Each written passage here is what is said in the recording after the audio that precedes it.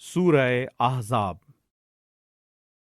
نام، آیت 20 کے فقرے یحسبون الاحزاب لم یذہبوا سے ماخوذ ہے۔ زمانہ نزول۔ اس سورت کے مضامین 3 اہم واقعات سے بحث کرتے ہیں۔ ایک، غزوہ احزاب جو شوال 5 ہجری میں پیش آیا۔ دوسرے، غزوہ بنی قریظہ جو ذی قعدہ 5 ہجری میں پیش آیا۔ تیسرے، حضرت زینب رضی اللہ تعالی عنہا سے نبی صلی اللہ علیہ وآلہ وسلم کا نکاح جو اسی سال ذی قعدہ میں ہوا۔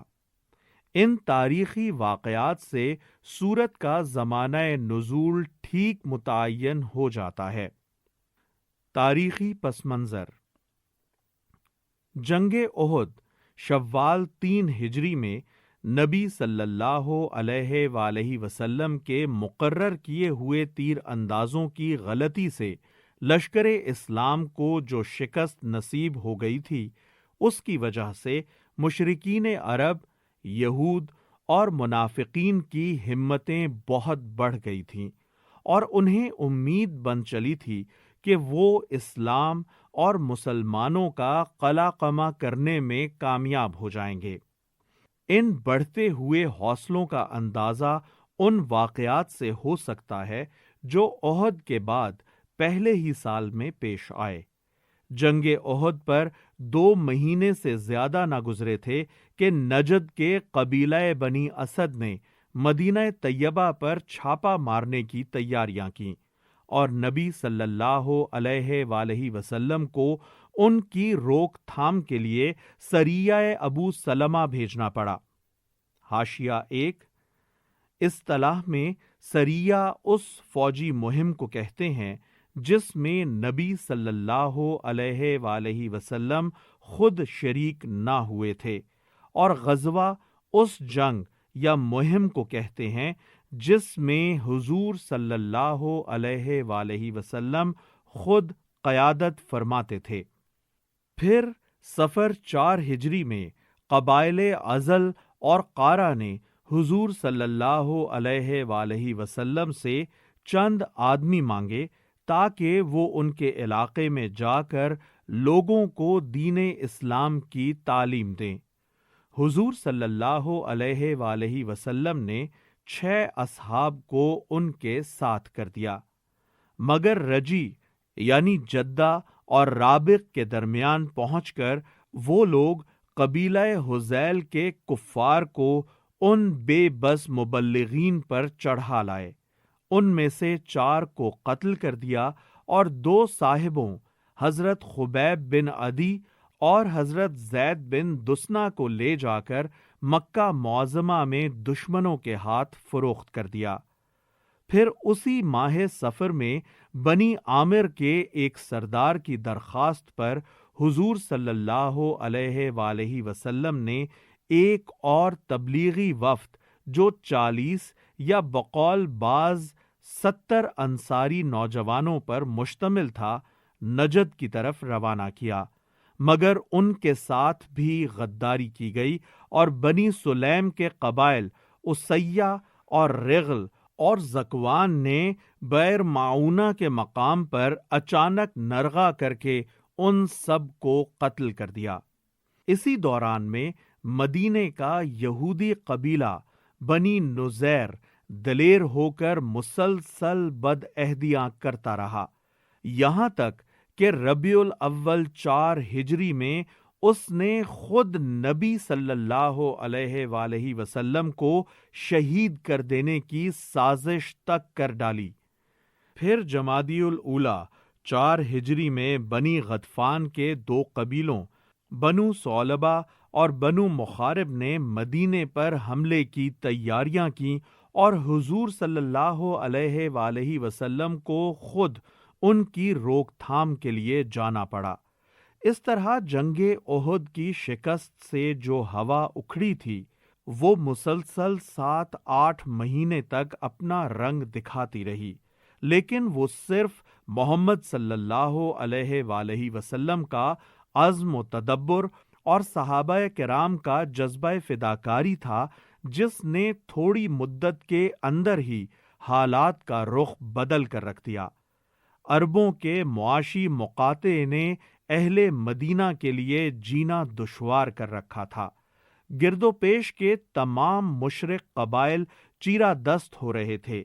خود مدینے کے اندر یہود اور منافقین مارے آستین بنے ہوئے تھے، مگر ان مٹھی بھر مومنین صادقین نے رسول خدا صلی اللہ علیہ وآلہ وسلم کی قیادت میں پے در پے ایسے اقدامات کیے جن سے عرب میں اسلام کا رعب صرف بحال ہی نہیں ہو گیا بلکہ پہلے سے زیادہ بڑھ گیا۔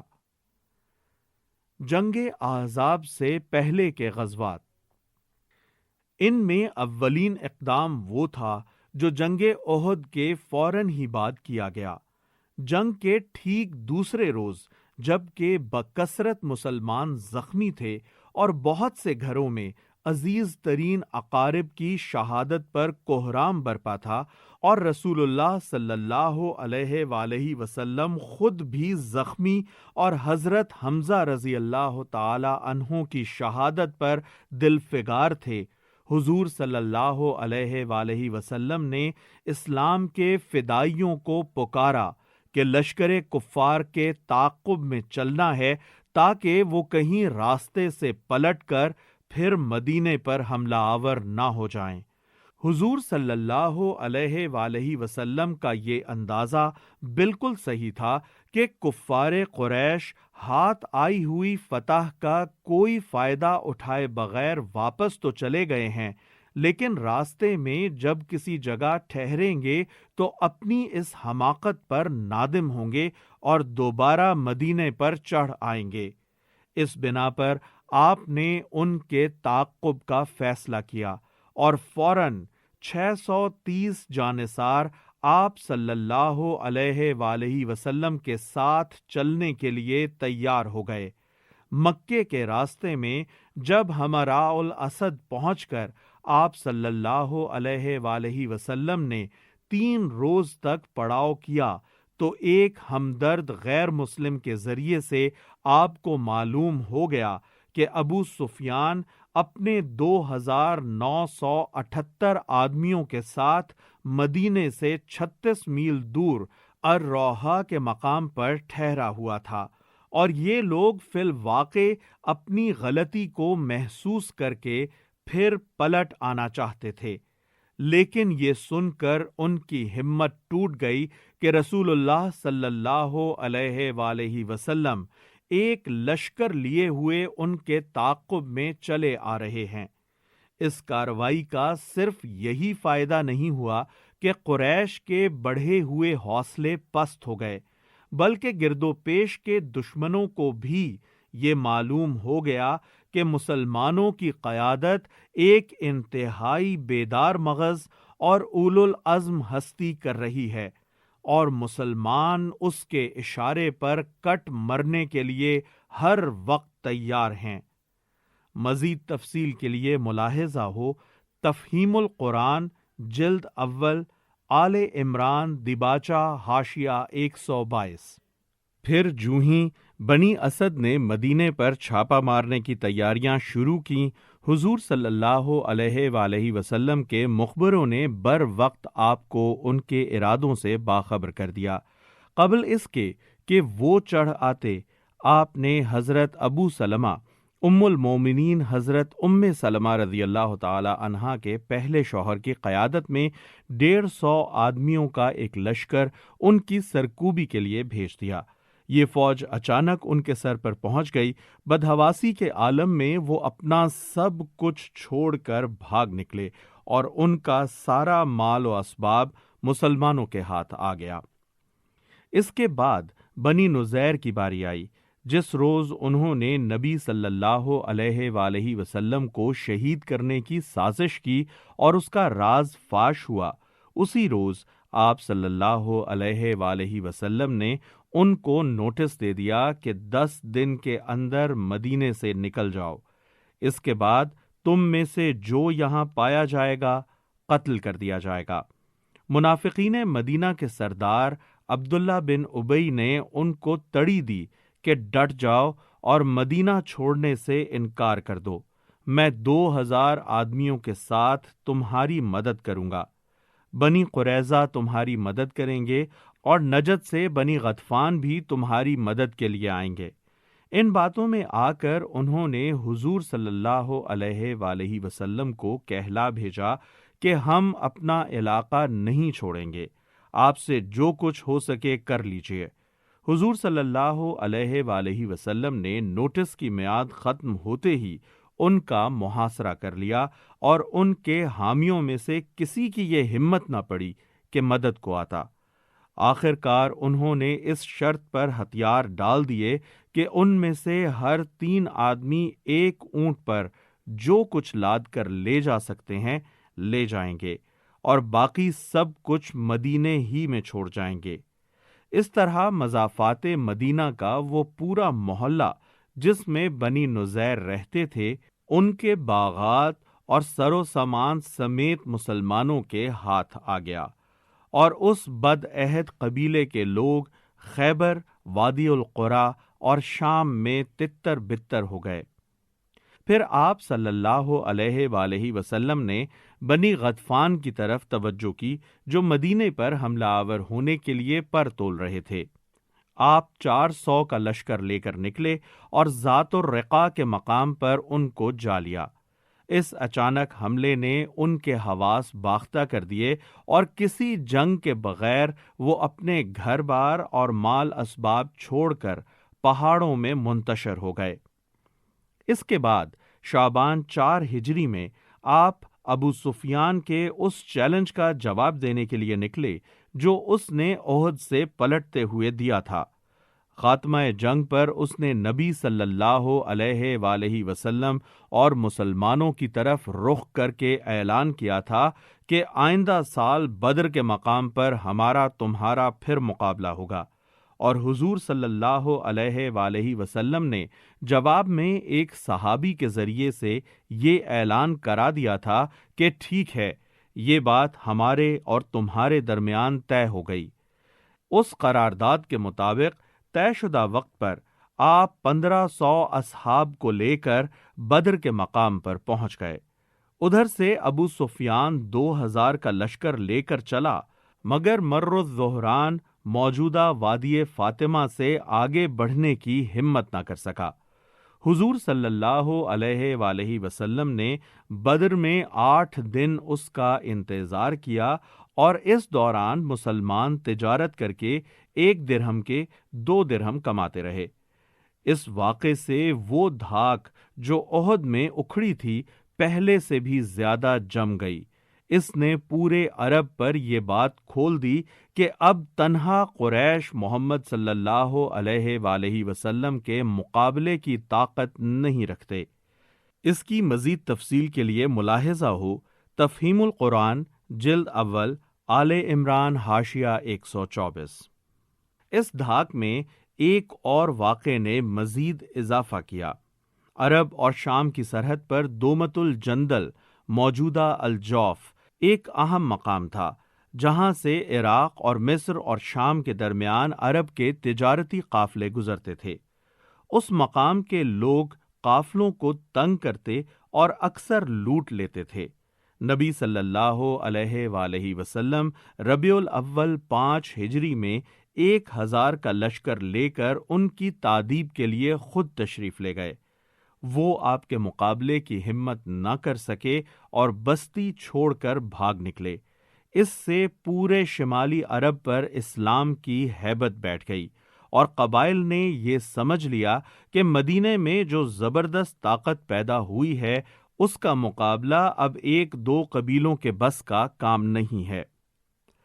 غزوہ احزاب۔ یہ حالات تھے جن میں غزوہ احزاب پیش آیا۔ یہ غزوہ دراصل عرب کے بہت سے قبائل کا ایک مشترک حملہ تھا جو مدینے کی اس طاقت کو کچل دینے کے لیے کیا گیا تھا۔ اس کی تحریک بنی نذیر کے ان لیڈروں نے کی تھی جو مدینے سے جلا وطن ہو کر خیبر میں مقیم ہو گئے تھے۔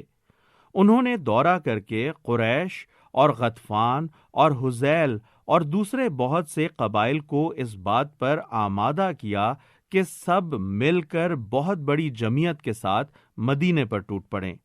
چنانچہ ان کی کوششوں سے شوال 5 ہجری میں قبائل عرب کی اتنی بڑی جمعیت اس چھوٹی سی بستی پر حملہ آور ہو گئی جو اس سے پہلے عرب میں کبھی جمع نہ ہوئی تھی۔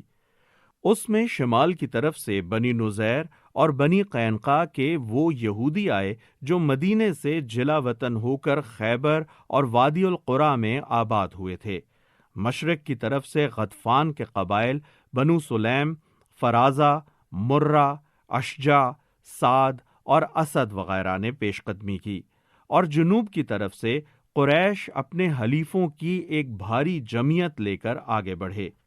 مجموعی طور پر ان کی تعداد 10,000 تھی۔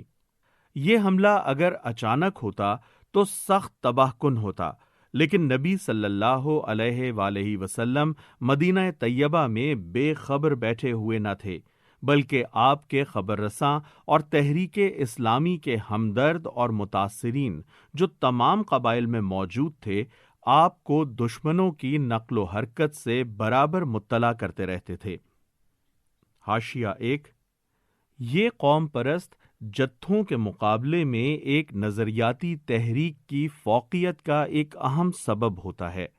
قوم پرست جتھے صرف اپنی قوم کے افراد کی تائید اور حمایت پر ہی انحصار رکھتے ہیں، لیکن ایک اصولی اور نظریاتی تحریک اپنی دعوت سے ہر سمت میں بڑھتی ہے اور خود ان جتھوں کے اندر سے اپنے حامی نکال لاتی ہے۔ قبل اس کے کہ یہ جم غفیر آپ کے شہر پہنچتا، آپ نے 6 دن کے اندر مدینے کے شمال غربی رخ پر ایک خندق کھدوا لی اور کوہ سنا کو پشت پر لے کر 3,000 فوج کے ساتھ خندق کی پناہ میں مدافعت کے لیے تیار ہو گئے۔ مدینے کے جنوب میں باغات اس کثرت سے تھے اور اب بھی ہیں کہ اس جانب سے کوئی حملہ اس پر نہ ہو سکتا تھا۔ مشرق میں حرات یعنی لاوے کی چٹانیں ہیں جن پر سے کوئی اجتماعی فوج کشی آسانی کے ساتھ نہیں ہو سکتی۔ یہی کیفیت مغربی جنوبی گوشے کی بھی ہے، اس لیے حملہ صرف احد کے مشرقی اور مغربی گوشوں سے ہو سکتا تھا، اور اسی جانب حضور صلی اللہ علیہ وآلہ وسلم نے خندق کھدوا کر شہر کو محفوظ کر لیا تھا۔ یہ چیز سرے سے کفار کے جنگی نقشے میں تھی ہی نہیں کہ انہیں مدینے کے باہر خندق سے سابقہ پیش آئے گا، کیونکہ اہل عرب اس طریقے دفاع سے ناآشنا تھے۔ ناچار انہیں جاڑے کے زمانے میں ایک طویل محاصرے کے لیے تیار ہونا پڑا، جس کے لیے وہ گھروں سے تیار ہو کر نہ آئے تھے۔ اس کے بعد کفار کے لیے صرف ایک ہی تدبیر باقی رہ گئی تھی، اور وہ یہ کہ بنی قریظہ کے یہودی قبیلے کو غداری پر آمادہ کریں جو مدینہ طیبہ کے جنوب مشرقی گوشے میں رہتا تھا۔ چونکہ اس قبیلے سے مسلمانوں کا باقاعدہ حلیفانہ معاہدہ تھا، جس کی روح سے مدینے پر حملہ ہونے کی صورت میں وہ مسلمانوں کے ساتھ مل کر مدافعت کرنے کا پابند تھا، اس لیے مسلمانوں نے اس طرف سے بے فکر ہو کر اپنے بچے ان گڑھیوں میں بھجوا دیے تھے جو بنی قریظہ کی جانب تھیں، اور ادھر مدافعت کا کوئی انتظام نہ کیا گیا تھا۔ کفار نے اسلامی دفاع کے اس کمزور پہلو کو بھانپ لیا۔ ان کی طرف سے بنی نذیر کا یہودی سردار ہوئی بن اخطب بنی قریظہ کے پاس بھیجا گیا تاکہ انہیں معاہدہ توڑ کر جنگ میں شامل ہونے پر آمادہ کرے۔ ابتداً انہوں نے اس سے انکار کیا اور صاف صاف کہہ دیا کہ ہمارا محمد صلی اللہ علیہ وآلہ وسلم سے معاہدہ ہے، اور آج تک کبھی ہمیں ان سے کوئی شکایت پیدا نہیں ہوئی ہے۔ لیکن جب ابن اخطب نے ان سے کہا کہ دیکھو، میں اس وقت عرب کی متحدہ طاقت اس شخص پر چڑھا لایا ہوں، یہ اسے ختم کر دینے کا نادر موقع ہے، اس کو تم نے اگر کھو دیا تو پھر دوسرا کوئی موقع نہ ملے گا۔ تو یہودی ذہن کی اسلام دشمنی اخلاق کے پاس و لحاظ پر غالب آ گئی، اور بنی قریظہ عہد توڑنے پر آمادہ ہو گئے۔ نبی صلی اللہ علیہ وآلہ وسلم اس معاملے سے بھی بے خبر نہ تھے۔ آپ صلی اللہ علیہ وآلہ وسلم کو بر وقت اس کی اطلاع مل گئی، اور آپ نے فوراً انصار کے سرداروں سعد بن عبادہ، سعد بن معاذ، عبداللہ بن رواحہ اور خواد بن جبیر کو ان کے پاس تحقیق حال اور فہمائش کے لیے بھیجا۔ چلتے وقت آپ نے ان کو ہدایت فرمائی کہ اگر بنی قریظہ عہد پر قائم رہیں تو آ کر سارے لشکر کے سامنے علل اعلان یہ خبر سنا دینا، لیکن اگر وہ نقض عہد پر مصر ہوں تو صرف مجھ کو اشارتاً اس کی اطلاع دے دینا، تاکہ عام مسلمان یہ بات سن کر پست ہمت نہ ہو جائیں۔ یہ حضرات وہاں پہنچے تو بنی قریظہ کو پوری خباثت پر آمادہ پایا، اور انہوں نے برملا ان سے کہہ دیا کہ ہمارے اور محمد کے درمیان کوئی عہد و پیمان نہیں ہے۔ اس جواب کو سن کر وہ لشکر اسلام میں واپس آئے اور اشارتاً حضور صلی اللہ علیہ وآلہ وسلم سے عرض کر دیا کہ قبیلہ اصل اور قارہ نے رجی کے مقام پر مبلغین اسلام کے وفد سے جو غداری کی تھی وہی کچھ اب بنی قریظہ کر رہے ہیں۔ یہ خبر بہت جلدی مدینہ کے مسلمانوں میں پھیل گئی، اور ان کے اندر اس سے سخت اضطراب پیدا ہو گیا، کیونکہ اب وہ دونوں طرف سے گھیرے میں آ گئے تھے، اور ان کے شہر کا وہ حصہ خطرے میں پڑ گیا تھا جدھر دفاع کا بھی کوئی انتظام نہ تھا، اور سب کے بال بچے بھی اسی جانب تھے۔ اس پر منافقین کی سرگرمیاں اور تیز ہو گئیں، اور انہوں نے اہل ایمان کے حوصلے پست کرنے کے لیے طرح طرح کے نفسیاتی حملے شروع کر دیے۔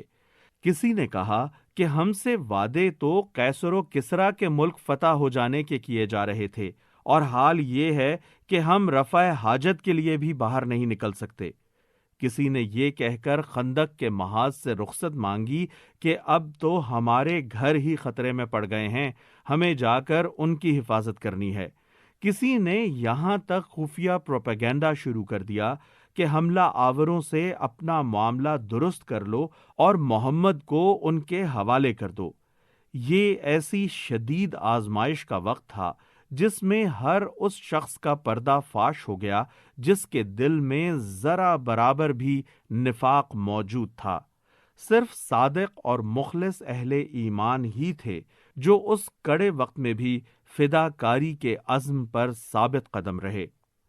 نبی صلی اللہ علیہ وآلہ وسلم نے اس نازک موقع پر بنی غطفان سے صلح کی بات چیت شروع کی، اور ان کو اس بات پر آمادہ کرنا چاہا کہ مدینے کے پھلوں کی پیداوار کا 1/3 حصہ لے کر واپس چلے جائیں۔ لیکن جب انصار کے سرداروں سعد بن عبادہ اور سعد بن معاذ سے آپ صلی اللہ علیہ وآلہ وسلم نے ان شرائط صلح کے متعلق مشورہ طلب کیا تو انہوں نے عرض کیا، یا رسول اللہ، یہ آپ کی خواہش ہے کہ ہم ایسا کریں، یا یہ اللہ کا حکم ہے کہ ہمارے لیے اسے قبول کرنے کے سوا چارہ نہیں ہے، یا آپ صرف ہمیں بچانے کے لیے یہ تجویز فرما رہے ہیں؟ آپ صلی اللہ علیہ وآلہ وسلم نے جواب دیا، میں صرف تم لوگوں کو بچانے کے لیے ایسا کر رہا ہوں، کیونکہ میں دیکھ رہا ہوں کہ سارا عرب متحد ہو کر تم پر پل پڑا ہے۔ میں چاہتا ہوں کہ ان کو ایک دوسرے سے توڑ دوں۔ اس پر دونوں سرداران نے بالاتفاق کہا کہ اگر آپ ہماری خاطر یہ معاہدہ کر رہے ہیں تو اسے ختم کر دیجئے۔ یہ قبیلے ہم سے اس وقت بھی ایک جتہ خراج کے طور پر کبھی نہ لے سکے تھے جب ہم مشرک تھے، اور اب تو اللہ اور اس کے رسول پر ایمان لانے کا شرف ہمیں حاصل ہے۔ کیا اب یہ ہم سے خراج لیں گے؟ ہمارے اور ان کے درمیان اب صرف تلوار ہے، یہاں تک کہ اللہ ہمارا اور ان کا فیصلہ کر دے۔ یہ کہہ کر انہوں نے معاہدے کے اس مسودے کو چاک کر دیا جس پر ابھی فریقین کے دستخط نہ ہوئے تھے۔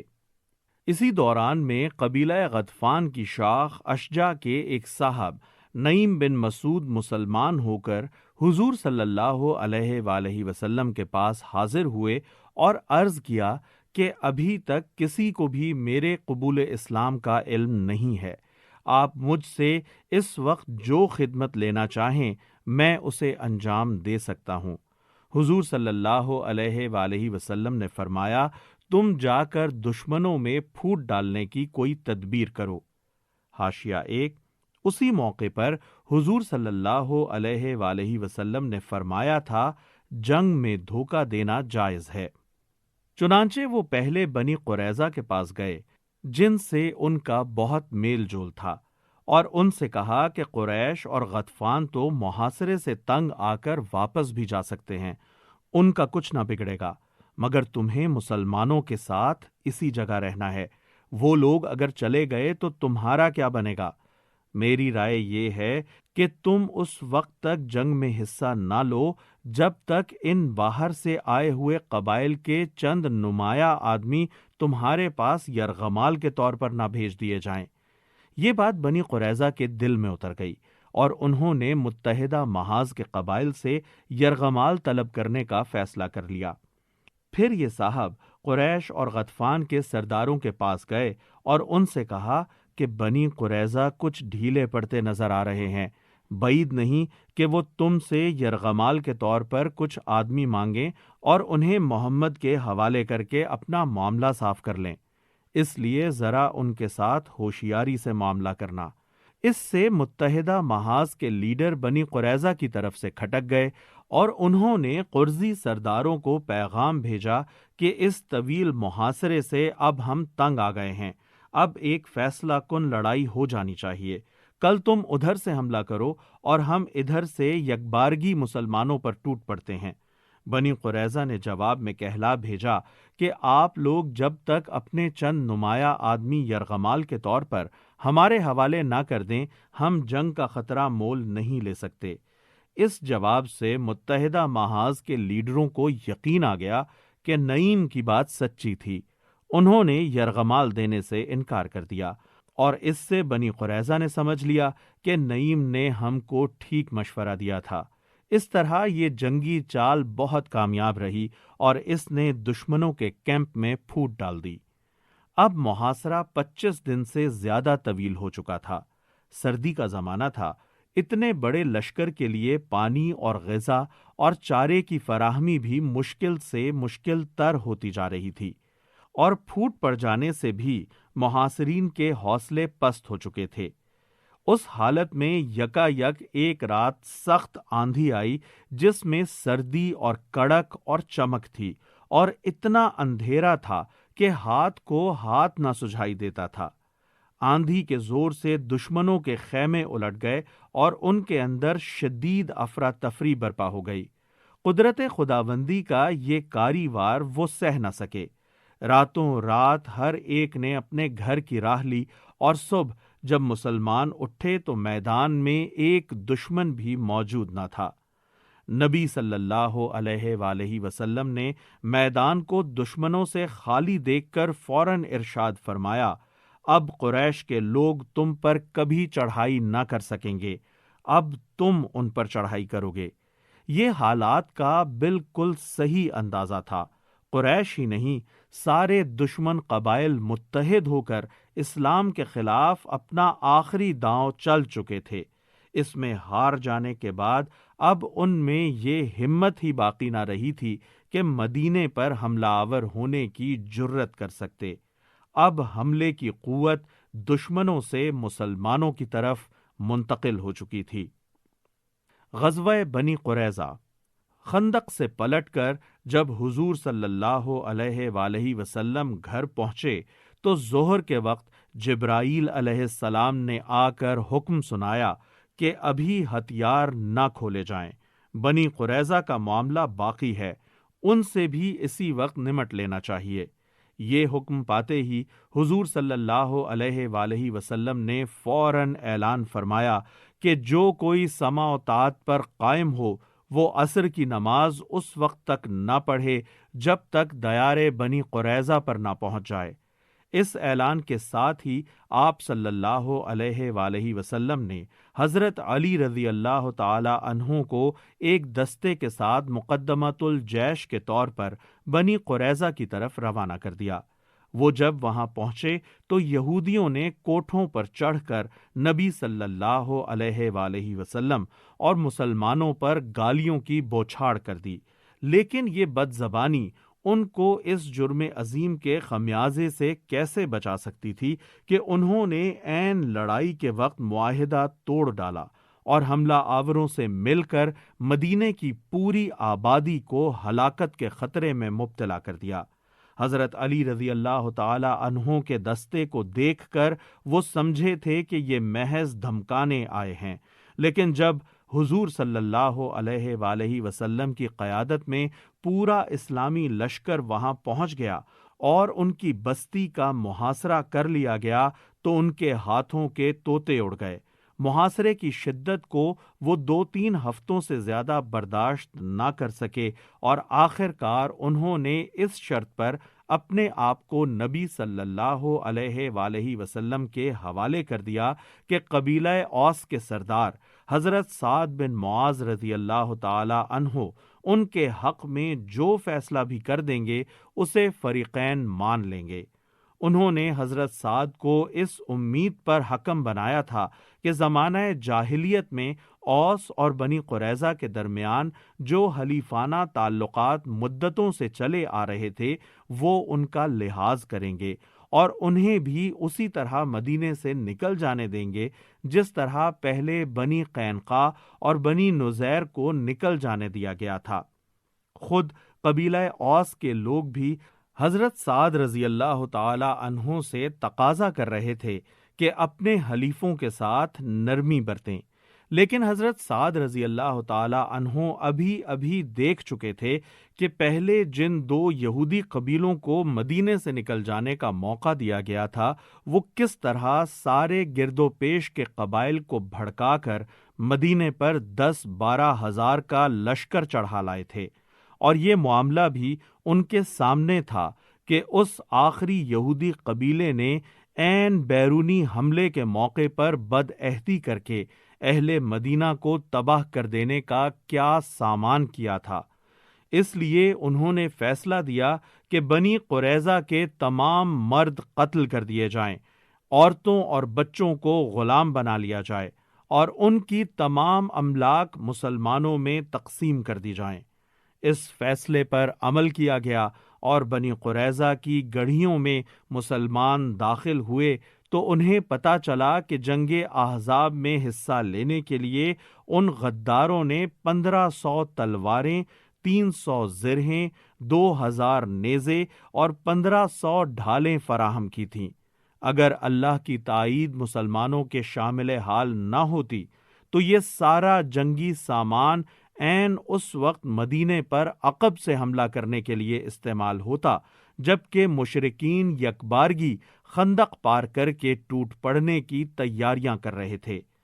اس انکشاف کے بعد تو اس امر میں شک کرنے کی کوئی گنجائش ہی نہ رہی کہ حضرت سعد رضی اللہ تعالی عنہ نے ان لوگوں کے معاملے میں جو فیصلہ دیا وہ بالکل حق تھا۔ معاشرتی اصلاحات۔ جنگ احد اور جنگ احزاب کے درمیان 2 سال کا یہ زمانہ اگرچہ ایسے ہنگاموں کا زمانہ تھا جس کی بدولت نبی صلی اللہ علیہ وآلہ وسلم اور آپ صلی اللہ علیہ وآلہ وسلم کے اصحاب کو ایک دن کے لیے بھی امن اور اطمینان نصیب نہ ہوا، لیکن اس پوری مدت میں نئے مسلم معاشرے کی تعمیر اور ہر پہلو میں زندگی کی اصلاح کا کام برابر جاری رہا۔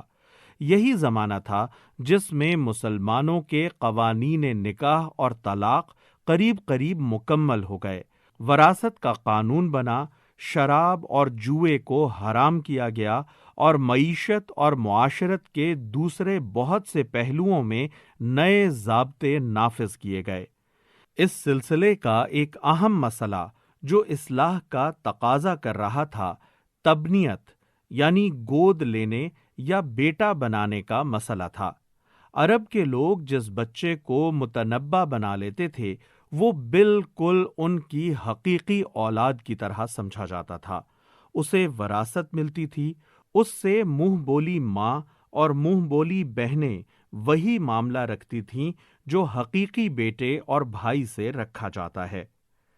اس کے ساتھ منہ بولے باپ کی بیٹیوں کا اور اس باپ کے مر جانے کے بعد اس کی بیوہ کا نکاح اسی طرح ناجائز سمجھا جاتا تھا جس طرح سگی بہن اور حقیقی ماں کے ساتھ کسی کا نکاح حرام ہوتا ہے، اور یہی معاملہ اس صورت میں بھی کیا جاتا تھا جب منہ بولا بیٹا مر جائے یا اپنی بیوی کو طلاق دے دے۔ منہ بولے باپ کے لیے وہ عورت سگی بہو کی طرح سمجھی جاتی تھی۔ یہ رسم قدم قدم پر نکاح اور طلاق اور وراثت کے ان قوانین سے ٹکراتی تھی جو اللہ تعالیٰ نے سورہ بقرہ اور سورہ نساء میں مقرر فرمائے تھے۔ ان کی روح سے جو لوگ حقیقت میں وراثت کے حقدار تھے، یہ رسم ان کا حق مار کر ایک ایسے شخص کو دلواتی تھی جو سرے سے کوئی حق نہ رکھتا تھا۔ ان کی روح سے جن عورتوں اور مردوں کے درمیان رشتہ نکاح حلال تھا، یہ رسم ان کے باہمی نکاح کو حرام کرتی تھی، اور سب سے زیادہ یہ کہ اسلامی قانون جن بد اخلاقیوں کا سدباب کرنا چاہتا تھا، یہ رسم ان کے پھیلنے میں مددگار تھی، کیونکہ رسم کے طور پر منہ بولے رشتے میں خواہ کتنا ہی تقدس پیدا کر دیا جائے، بہرحال منہ بولی ماں، منہ بولی بہن، منہ بولی بیٹی حقیقی ماں، بہن اور بیٹی کی طرح نہیں ہو سکتی۔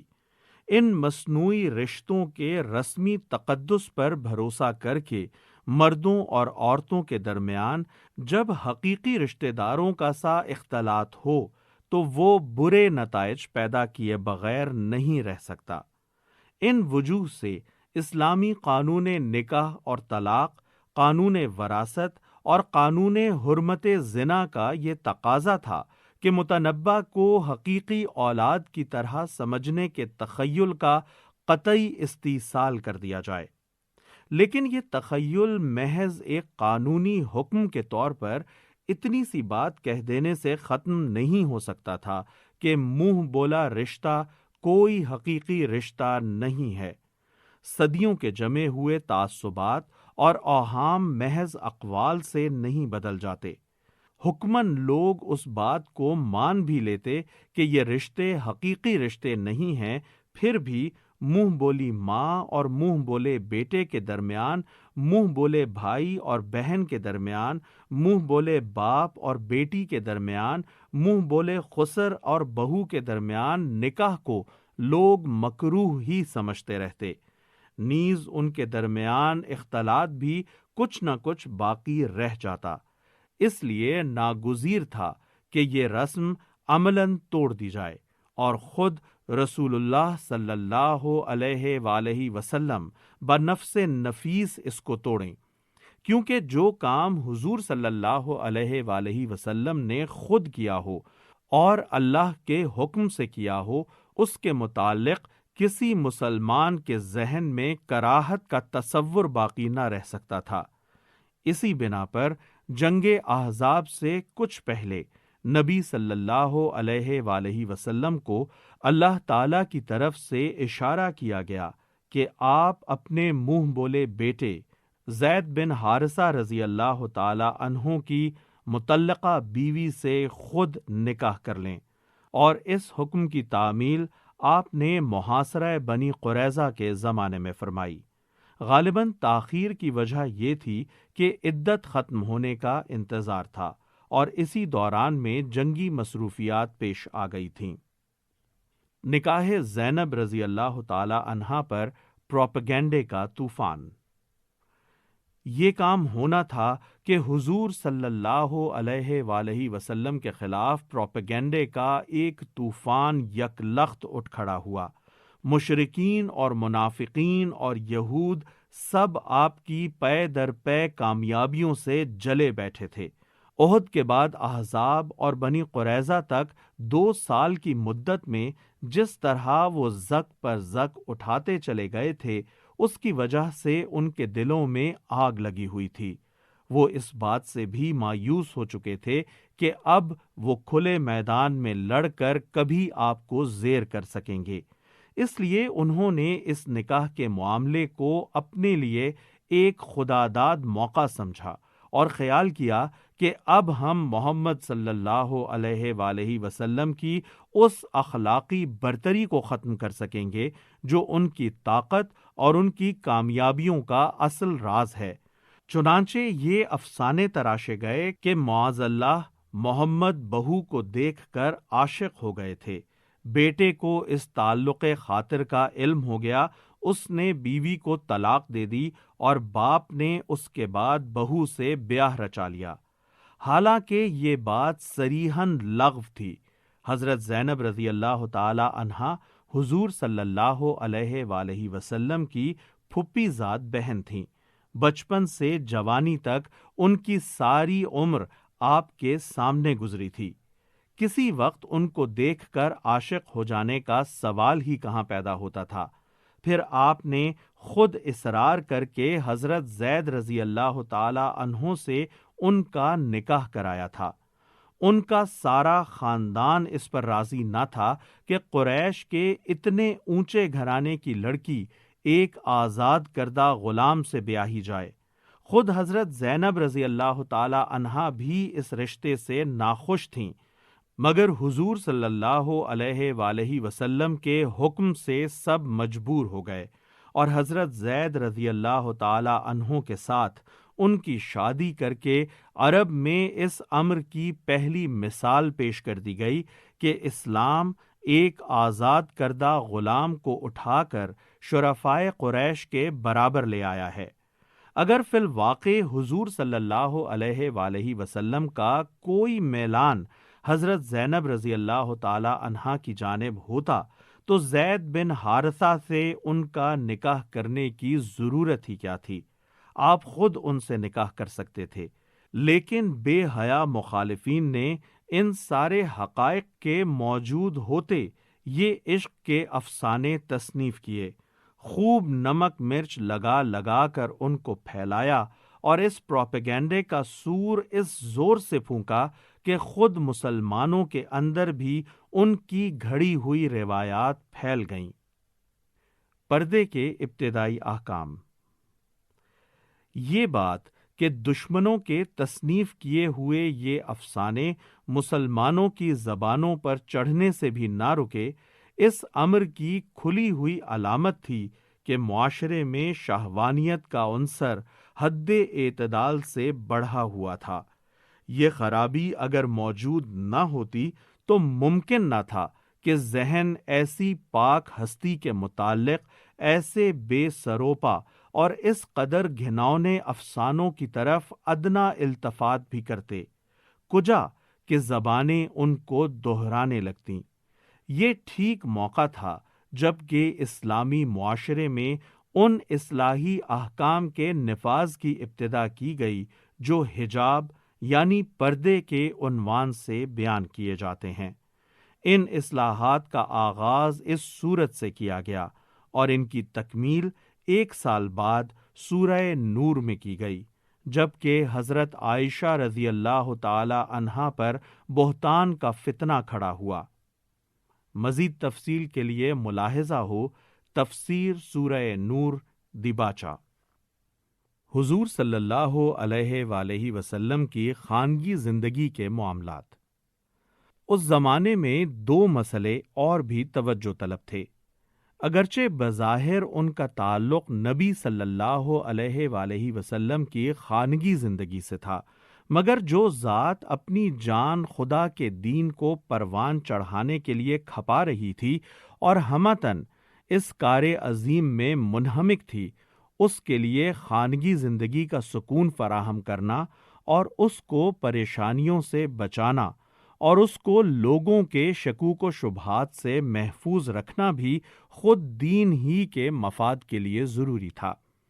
اس لیے اللہ تعالیٰ نے سرکاری طور پر ان دونوں مسئلوں کو بھی اپنے ہاتھ میں لے لیا۔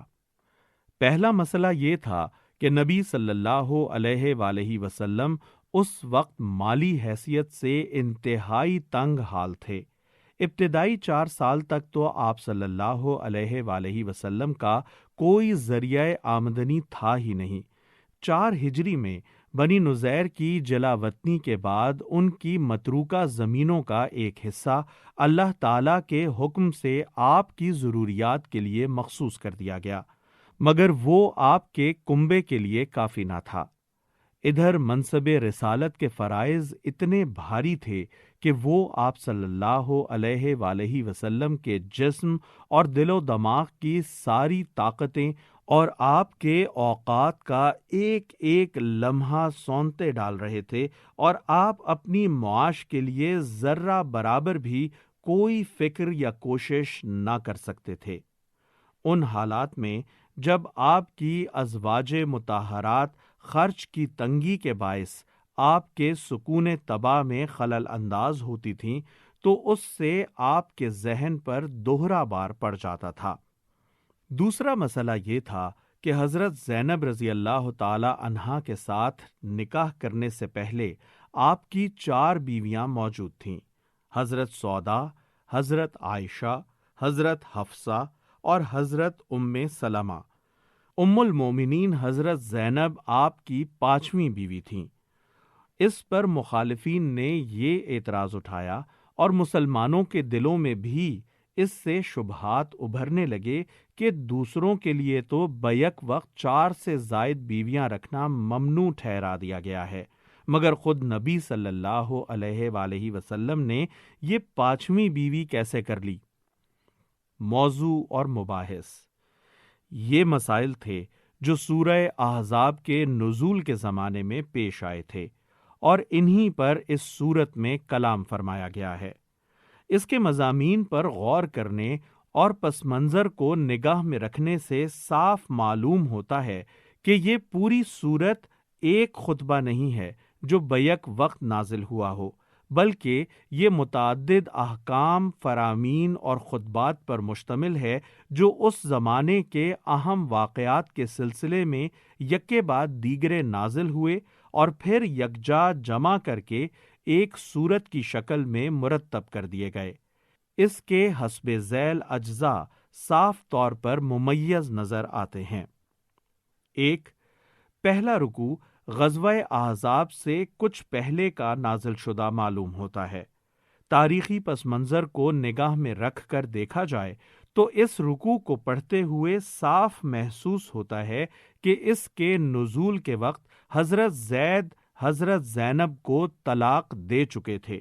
نبی صلی اللہ علیہ وآلہ وسلم اس ضرورت کو محسوس فرما رہے تھے کہ متنبہ کے بارے میں جاہلیت کے تصورات اور اوہام اور رسوم کو مٹایا جائے، اور آپ کو یہ بھی محسوس ہو رہا تھا کہ لوگ منہ بولے رشتوں کے معاملے میں محض جذباتی بنیادوں پر جس قسم کے نازک اور گہرے تصورات رکھتے ہیں وہ اس وقت تک ہرگز نہ مٹ سکیں گے جب تک آپ خود آگے بڑھ کر اس رسم کو نہ توڑ دیں۔ لیکن اس کے ساتھ ہی آپ اس بنا پر سخت متردد تھے اور قدم بڑھاتے ہوئے ہچکچا رہے تھے کہ اگر اس موقع پر آپ صلی اللہ علیہ وآلہ وسلم نے حضرت زید رضی اللہ تعالی عنہ کی مطلقہ بیوی سے نکاح کیا تو اسلام کے خلاف ہنگامہ اٹھانے کے لیے منافقین اور یہود اور مشرکین کو، جو پہلے ہی بھرے بیٹھے ہیں، ایک زبردست شوشہ ہاتھ آ جائے گا۔ اس موقع پر رکوع اول کی آیات نازل ہوئیں۔ 2. رکوع دوم اور سوم میں غزوہ احزاب اور غزوہ بنی قریظہ پر تبصرہ فرمایا گیا ہے۔ یہ اس بات کی کھلی علامت ہے کہ یہ دونوں رکوع ان لڑائیوں کے بعد نازل ہوئے ہیں۔ 3.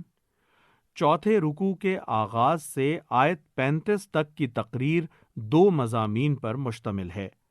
پہلے حصے میں نبی صلی اللہ علیہ وآلہ وسلم کی ازواج کو، جو اس تنگی اور اسرت کے زمانے میں بے صبر ہو رہی تھیں، اللہ تعالیٰ نے نوٹس دیا ہے کہ دنیا اور اس کی زینت اور خدا اور رسول اور آخرت میں سے کسی ایک کو انتخاب کر لو۔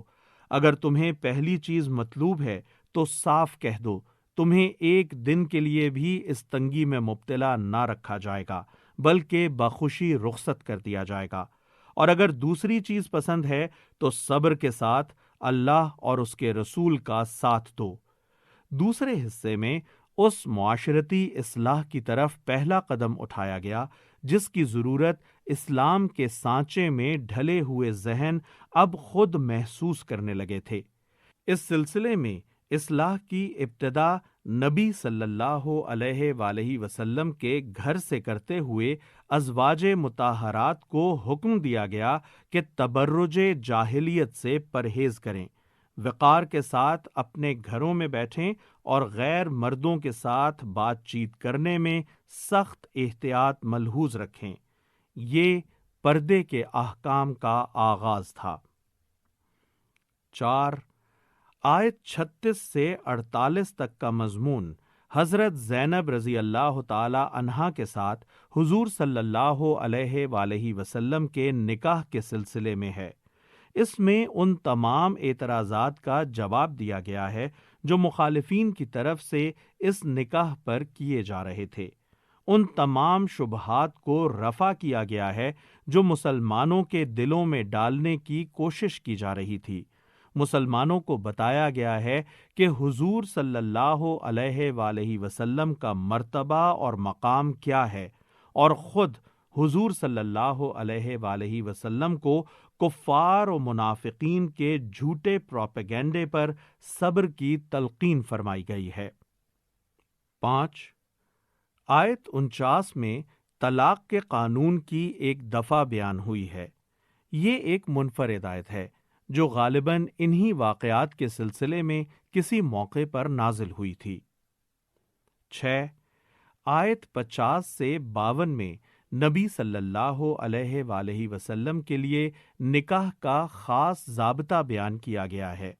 اس میں یہ بات واضح کر دی گئی ہے کہ حضور صلی اللہ علیہ وآلہ وسلم ان متعدد پابندیوں سے مستثنی ہیں جو ازدواجی زندگی کے معاملے میں عام مسلمانوں پر عائد کی گئی ہیں۔ 7 آیت 53 سے 55 میں معاشرتی اصلاح کا دوسرا قدم اٹھایا گیا۔ یہ حسب ذیل احکام پر مشتمل ہے۔ نبی صلی اللہ علیہ وآلہ وسلم کے گھروں میں غیر مردوں کی آمد و رفت پر پابندی، ملاقات اور دعوت کا ضابطہ، ازواج مطہرات کے بارے میں یہ قانون کہ گھروں میں صرف ان کے قریبی رشتہ دار آ سکتے ہیں، باقی رہے غیر مرد تو انہیں اگر کوئی بات کہنی ہو یا کوئی چیز مانگنی ہو تو پردے کے پیچھے سے کہیں یا مانگیں۔ نبی صلی اللہ علیہ وآلہ وسلم کی ازواج کے بارے میں یہ حکم کہ وہ مسلمانوں کے لیے ماں کی طرح حرام ہیں، اور حضور صلی اللہ علیہ وآلہ وسلم کے بعد بھی ان میں سے کسی کے ساتھ کسی مسلمان کا نکاح نہیں ہو سکتا۔ 8 آیت 56 اور 57 میں ان چہمگوئیوں پر سخت تنبیہ کی گئی ہے جو نبی صلی اللہ علیہ وآلہ وسلم کے نکاح اور آپ کی خانگی زندگی پر کی جا رہی تھیں، اور اہل ایمان کو ہدایت کی گئی ہے کہ وہ دشمنوں کی اس عیب چینی سے اپنے دامن بچائیں اور اپنے نبی پر درود بھیجیں۔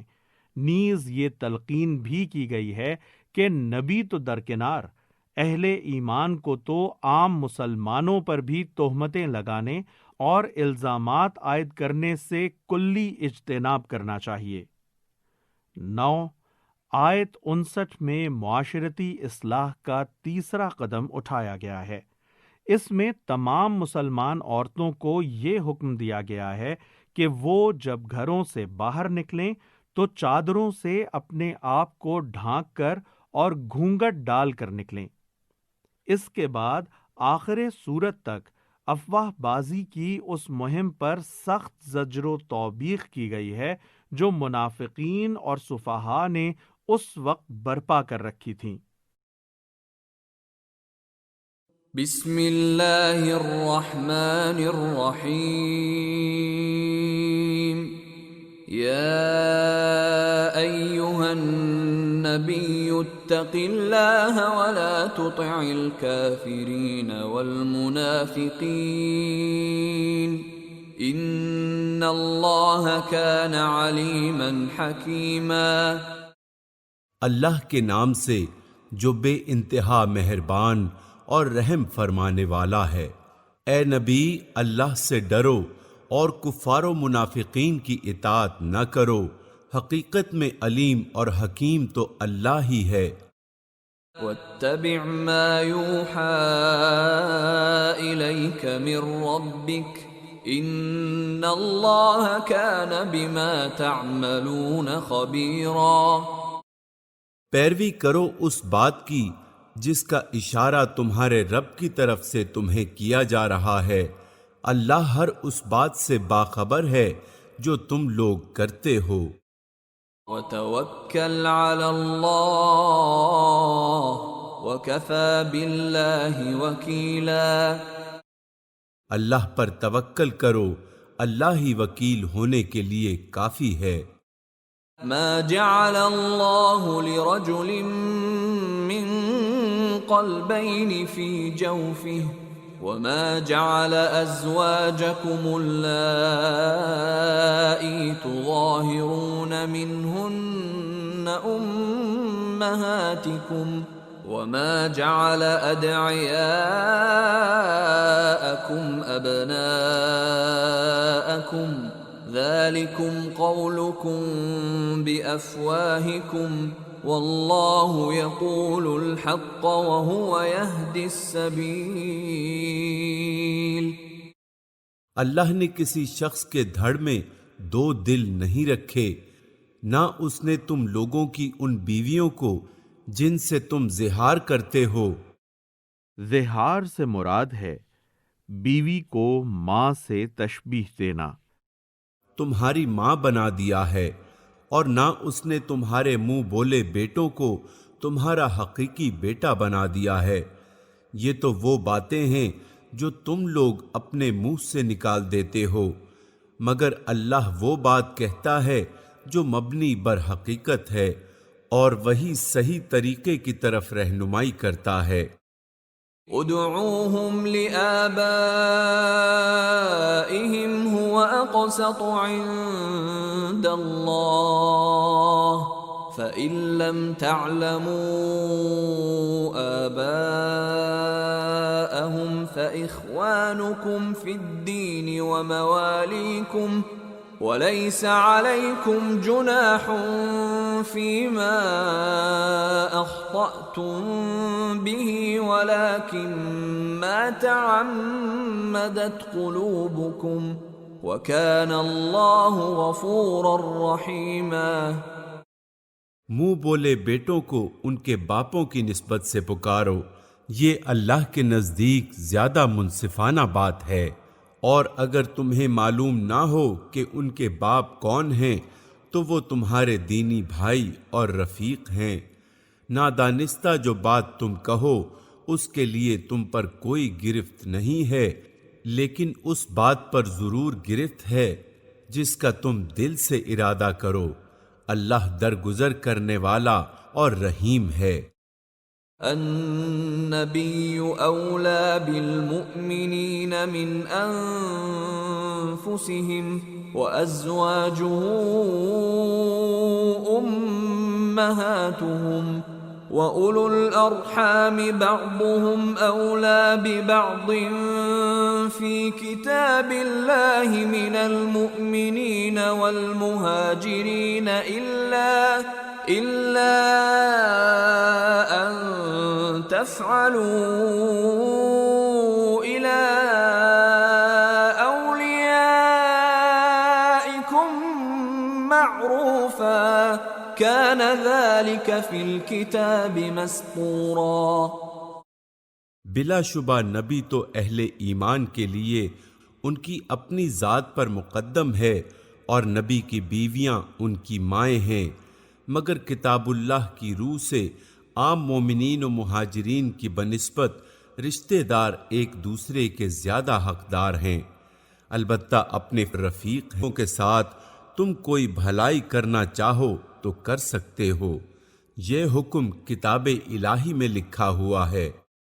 وَإِذْ أَخَذْنَا مِنَ النَّبِيِّينَ مِيثَاقَهُمْ وَمِنْكَ وَمِنْ نُوحٍ وَإِبْرَاهِيمَ وَمُوسَى وَعِيسَى ابْنِ مَرْيَمَ وَأَخَذْنَا مِنْهُمْ مِيثَاقًا غَلِيظًا۔ اور اے نبی یاد رکھو اس عہد و پیمان کو جو ہم نے سب پیغمبروں سے لیا ہے، تم سے بھی اور نوح اور ابراہیم اور موسیٰ اور عیسیٰ ابن مریم سے بھی، سب سے ہم پختہ عہد لے چکے ہیں۔ اس آیت میں اللہ تعالی نبی صلی اللہ علیہ وآلہ وسلم کو یہ بات یاد دلاتا ہے کہ تمام انبیاء علیہم السلام کی طرح آپ صلی اللہ علیہ وآلہ وسلم سے بھی اللہ تعالیٰ ایک پختہ عہد لے چکا ہے جس کی آپ کو سختی کے ساتھ پابندی کرنی چاہیے۔ اوپر سے جو سلسلہ کلام چلا آ رہا ہے اس پر غور کرنے سے صاف معلوم ہوتا ہے کہ اس سے مراد یہ عہد ہے کہ پیغمبر اللہ تعالیٰ کے ہر حکم کی خود اطاعت کرے گا اور دوسروں سے کرائے گا، اللہ کی باتوں کو بے کم و کاست پہنچائے گا اور انہیں عملاً نافذ کرنے کی سعی اور جہد میں کوئی دریغ نہ کرے گا۔ قرآن مجید میں اس عہد کا ذکر متعدد مقامات پر کیا گیا ہے، مثلاً البقرہ آیت 83، آل عمران آیت 187، المائدہ آیت 7، الاعراف آیات 169 اور 171، الشورى آیت 13۔ لِيَسْأَلَ الصَّادِقِينَ عَنْ صِدْقِهِمْ وَأَعَدَّ لِلْكَافِرِينَ عَذَابًا أَلِيمًا، تاکہ سچے لوگوں سے ان کا رب ان کی سچائی کے بارے میں سوال کرے، اور کافروں کے لیے تو اس نے دردناک عذاب مہیا کر ہی رکھا ہے۔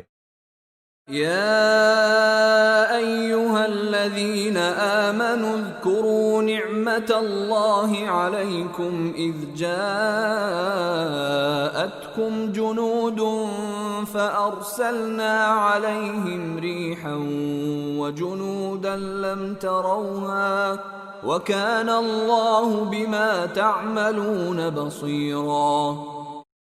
اے لوگو جو ایمان لائے ہو، یہاں سے آیت 27 تک غزوہ احزاب اور غزوہ بنی قریظہ کا ذکر کیا گیا ہے۔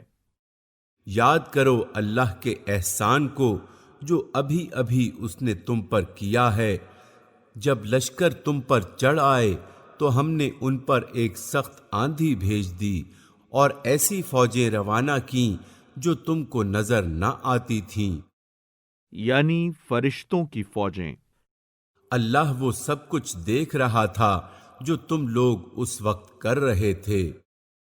اذ جاءوکم من فوقکم ومن اسفل منکم وَإِذْ زَاغَتِ الْأَبْصَارُ وَبَلَغَتِ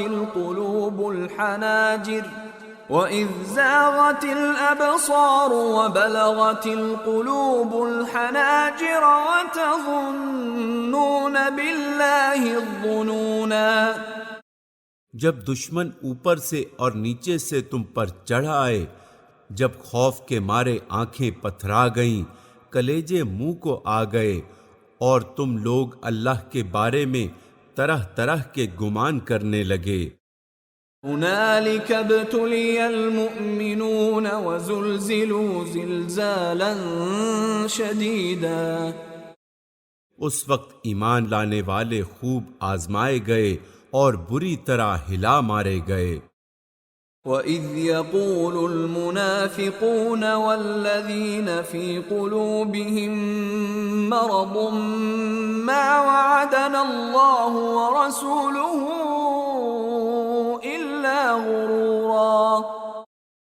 یاد کرو وہ وقت جب منافقین اور وہ سب لوگ جن کے دلوں میں روگ تھا صاف صاف کہہ رہے تھے کہ اللہ اور اس کے رسول نے جو وعدے ہم سے کیے تھے وہ فریب کے سوا کچھ نہ تھے۔ وَإِذْ قَالَتْ طَائِفَةٌ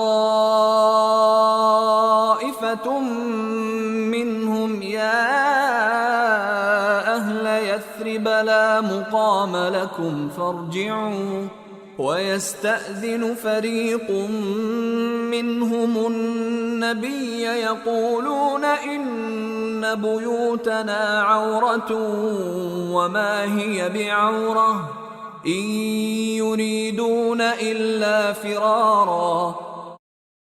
جب ان میں سے ایک گروہ نے کہا کہ اے یثرب کے لوگوں، تمہارے لیے اب ٹھہرنے کا کوئی موقع نہیں ہے، پلٹ جاؤ۔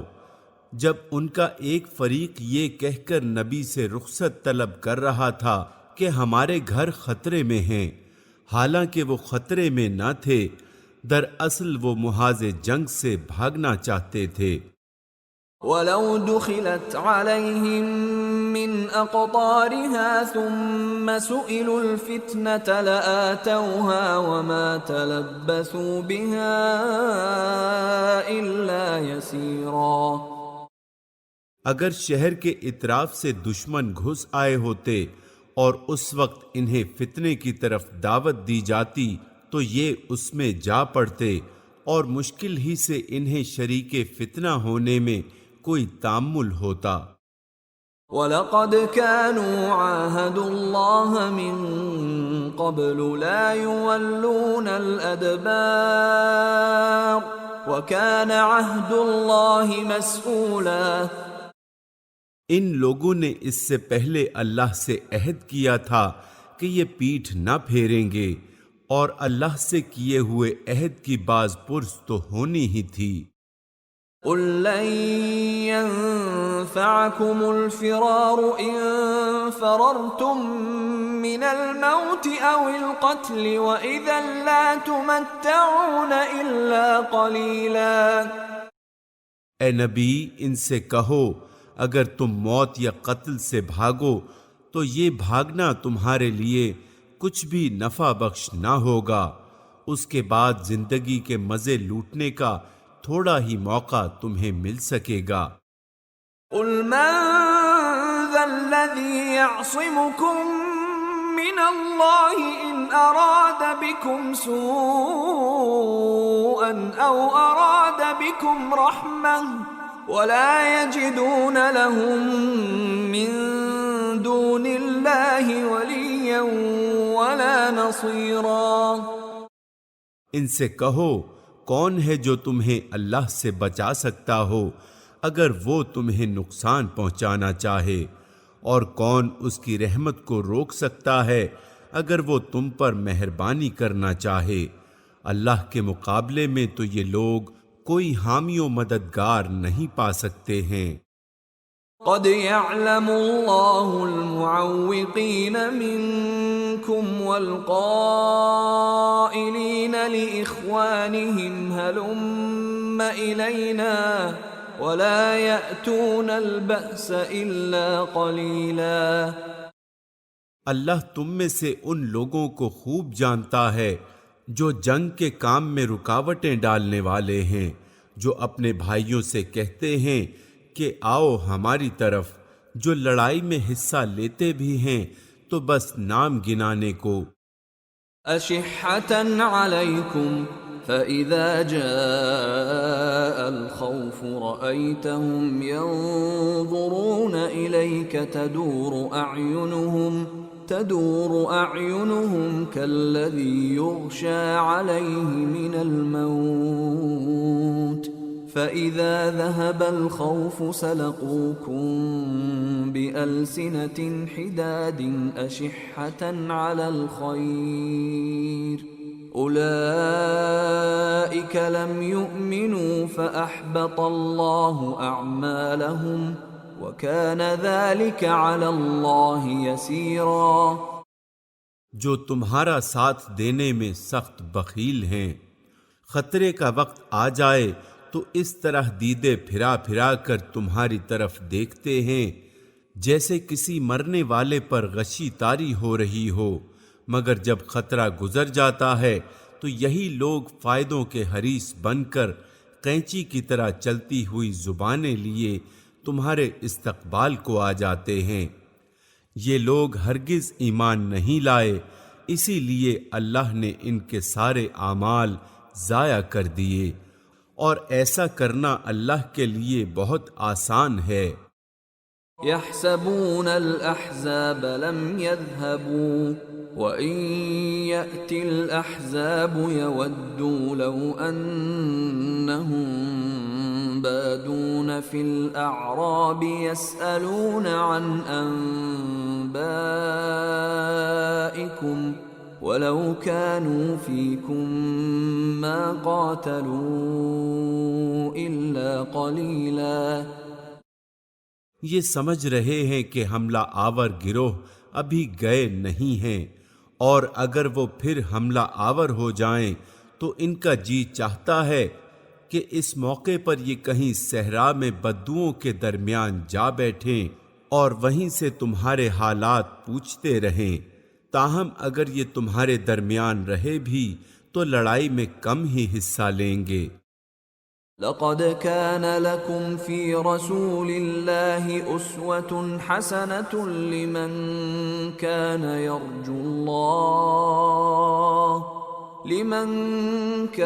يرجو الله واليوم الآخر وذكر الله كثيرا۔ در حقیقت تم لوگوں کے لیے اللہ کے رسول میں ایک بہترین نمونہ تھا۔ دوسرا ترجمہ یہ بھی ہو سکتا ہے کہ بہترین نمونہ ہے۔ ہر اس شخص کے لیے جو اللہ اور یوم آخر کا امیدوار ہو اور کثرت سے اللہ کو یاد کرے۔ وَلَمَّا رَأَى الْمُؤْمِنُونَ الْأَحْزَابَ قَالُوا هَذَا مَا وَعَدَنَا اللَّهُ وَرَسُولُهُ وَصَدَقَ اللَّهُ وَرَسُولُهُ وَمَا زَادَهُمْ إِلَّا إِيمَانًا وَتَسْلِيمًا۔ اور سچے مومنوں کا حال اس وقت یہ تھا کہ جب انہوں نے حملہ آور لشکروں کو دیکھا تو پکار اٹھے کہ یہ وہی چیز ہے جس کا اللہ اور اس کے رسول نے ہم سے وعدہ کیا تھا۔ اللہ اور اس کے رسول کی بات بالکل سچی تھی۔ اس واقعے نے ان کے ایمان اور ان کی سپردگی کو اور زیادہ بڑھا دیا۔ من المؤمنین رجال صدقوا ما عاهدوا الله عليه فمنهم من قضى نحبه ومنهم من ينتظر وما بدلوا تبدیلا۔ ایمان لانے والوں میں ایسے لوگ بھی موجود ہیں جنہوں نے اللہ سے کیے ہوئے عہد کو سچا کر دکھایا ہے، ان میں سے کوئی اپنی نظر پوری کر چکا اور کوئی وقت آنے کا منتظر ہے، انہوں نے اپنے رویے میں کوئی تبدیلی نہیں کی۔ لِيَجْزِيَ اللَّهُ الصَّادِقِينَ بِصِدْقِهِمْ وَيُعَذِّبَ الْمُنَافِقِينَ إِن شَاءَ أَوْ يَتُوبَ عَلَيْهِمْ إِنَّ اللَّهَ كَانَ غَفُورًا رَّحِيمًا۔ یہ سب کچھ اس لیے ہوا تاکہ اللہ سچوں کو ان کی سچائی کی جزا دے، اور منافقوں کو چاہے تو سزا دے اور چاہے تو ان کی توبہ قبول کر لے، بے شک اللہ غفور و رحیم ہے۔ وَرَدَّ اللَّهُ الَّذِينَ كَفَرُوا بِغَيْظِهِمْ لَمْ يَنَالُوا خَيْرًا وَكَفَى اللَّهُ الْمُؤْمِنِينَ الْقِتَالَ وَكَانَ اللَّهُ قَوِيًّا عَزِيزًا۔ اللہ نے کفار کا منہ پھیر دیا، وہ کوئی فائدہ حاصل کیے بغیر اپنے دل کی جلن لیے یوں ہی پلٹ گئے، اور مومنین کی طرف سے اللہ ہی لڑنے کے لیے کافی ہو گیا۔ اللہ بڑی قوت والا اور زبردست ہے۔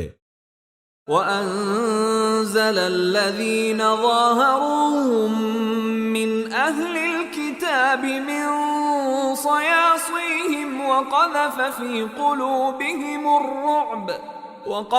فِي قُلُوبِهِمُ الرُّعْبَ فَرِيقًا تَقْتُلُونَ وَتَأْسِرُونَ فَرِيقًا۔ پھر اہل کتاب میں سے جن لوگوں نے ان حملہ آوروں کا ساتھ دیا تھا، یعنی بنی قریظہ کے یہود، اللہ ان کی گڑھیوں سے انہیں اتار لایا اور ان کے دلوں میں اس نے ایسا رعب ڈال دیا کہ آج ان میں سے ایک گروہ کو تم قتل کر رہے ہو اور دوسرے گروہ کو قید کر رہے ہو۔ وَأَوْرَثَكُمْ أَرْضَهُمْ وَدِيَارَهُمْ وَأَمْوَالَهُمْ وَأَرْضًا لَّمْ تَطَئُوهَا وَكَانَ اللَّهُ عَلَى كُلِّ شَيْءٍ قَدِيرًا۔ اس نے تم کو ان کی زمین اور ان کے گھروں اور ان کے اموال کا وارث بنا دیا اور وہ علاقہ تمہیں دیا جسے تم نے کبھی پامال نہ کیا تھا۔ اللہ ہر چیز پر قادر ہے۔ یا ایھا النبی قل لأزواجک ان کنتن تردن الحیاة الدنیا وزینتها فتعالین امتعکن واسرحکن سراحا جمیلا۔ اے نبی، اپنی بیویوں سے کہو اگر تم دنیا اور اس کی زینت چاہتی ہو تو آؤ، میں تمہیں کچھ دے دلا کر بھلے طریقے سے رخصت کر دوں۔ یہ آیت اس زمانے میں نازل ہوئی تھی جب رسول اللہ صلی اللہ علیہ وآلہ وسلم کے ہاں فاقوں پر فاقے گزر رہے تھے اور ازواج مطہرات سخت پریشان تھیں۔ وَإِن كُنتُنَّ تُرِدْنَ اللَّهَ وَرَسُولَهُ وَالدَّارَ الْآخِرَةَ فَإِنَّ اللَّهَ أَعَدَّ لِلْمُحْسِنَاتِ مِنكُنَّ أَجْرًا عَظِيمًا۔ اور اگر تم اللہ اور اس کے رسول اور دیدار آخرت کی طالب ہو تو جان لو کہ تم میں سے جو نیکوکار ہیں اللہ نے ان کے لیے بڑا اجر مہیا کر رکھا ہے۔ یا نساء النبی من یأت منکن بفاحشة مبینة یضاعف لها العذاب ضعفین وکان ذلک علی اللہ یسیرا۔ نبی کی بیویوں، تم میں سے جو کسی صریح فحش حرکت کا ارتکاب کرے گی اسے دوہرا عذاب دیا جائے گا۔ اس کا یہ مطلب نہیں ہے کہ ازواج مطہرات سے معاذ اللہ کسی فحش حرکت کا اندیشہ تھا، بلکہ ان کو یہ احساس دلانا مقصود تھا کہ تم ساری امت کی مائیں ہو، اس لیے اپنے مرتبے سے گرا ہوا کوئی کام نہ کرنا۔ اللہ کے لیے یہ بہت آسان کام ہے۔ جز 22۔ بسم اللہ الرحمن الرحیم۔ اللہ کے نام سے جو بے انتہا مہربان اور رحم فرمانے والا ہے۔ وَمَن يَقْنُتْ مِنكُنَّ لِلَّهِ وَرَسُولِهِ وَتَعْمَلْ صَالِحًا نُؤْتِهَا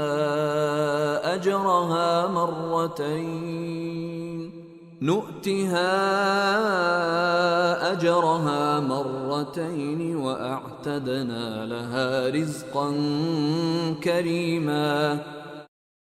اور تم میں سے جو اللہ اور اس کے رسول کی اطاعت کرے گی اور نیک عمل کرے گی اس کو ہم دوہرا اجر دیں گے، اور ہم نے اس کے لیے رزق کریم مہیا کر رکھا ہے۔ یا نساء النبی لستن كأحد من النساء إن اتقيتن فلا تخضعن بالقول فيطمع الذي في قلبه مرض وقلن قولا معروفا۔ نبی کی بیویوں تم عام عورتوں کی طرح نہیں ہو، اگر تم اللہ سے ڈرنے والی ہو تو دبی زبان سے بات نہ کیا کرو کہ دل کی خرابی کا مبتلا کوئی شخص لالچ میں پڑ جائے، بلکہ صاف سیدھی بات کرو۔ وقرن في بيوتكن ولا تبرجن تبرج الجاهلية الأولى وأقمنا الصلاة وآتينا الزكاة وأطعنا الله ورسوله انما يريد الله ليذهب عنكم الرجس اهل البيت ويطهركم تطهيرا۔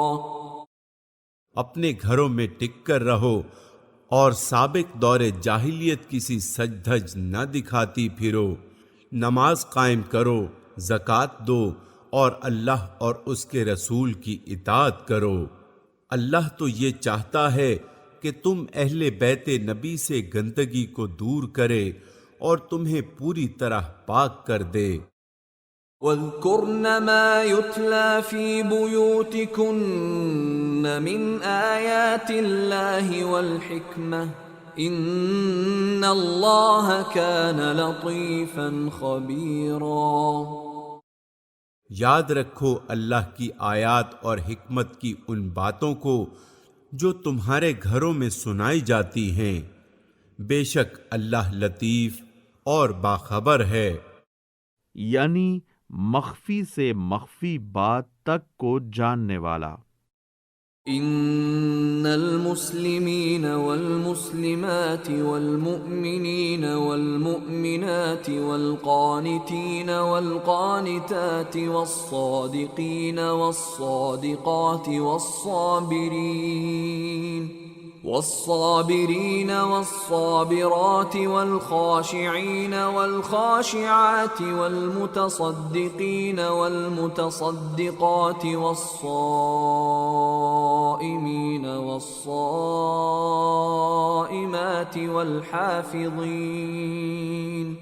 والحافظین فروجهم والحافظات والذاکرین اللہ کثیرا والذاکرات اعد اللہ لهم مغفرة واجرا عظیما۔ بالیقین جو مرد اور جو عورتیں مسلم ہیں، مومن ہیں، مطیع فرمان ہیں، راست باز ہیں، صابر ہیں، اللہ کے آگے جھکنے والے ہیں، صدقہ دینے والے ہیں، روزہ رکھنے والے ہیں، اپنی شرمگاہوں کی حفاظت کرنے والے ہیں اور اللہ کو کثرت سے یاد کرنے والے ہیں، اللہ نے ان کے لیے مغفرت اور بڑا اجر مہیا کر رکھا ہے۔ وما كان لمؤمن ولا مؤمنة إذا قضى الله ورسوله أمرا أن يكون لهم الخيرة من أمرهم ومن يعص الله ورسوله فقد ضل ضلالا مبينا۔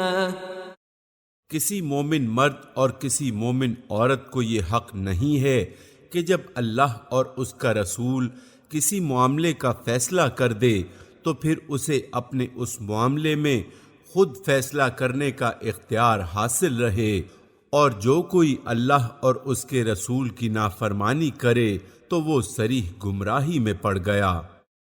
وَإِذْ تَقُولُ لِلَّذِي أَنْعَمَ اللَّهُ عَلَيْهِ وَأَنْعَمْتَ عَلَيْهِ أَمْسِكْ عَلَيْكَ زَوْجَكَ وَاتَّقِ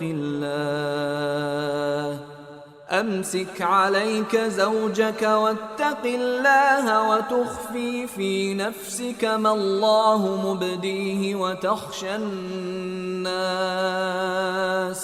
وتخشى الناس والله أحق أن تخشاه فلما قضى زيد منها وطرا زوجناكها لكي لا يكون على المؤمنين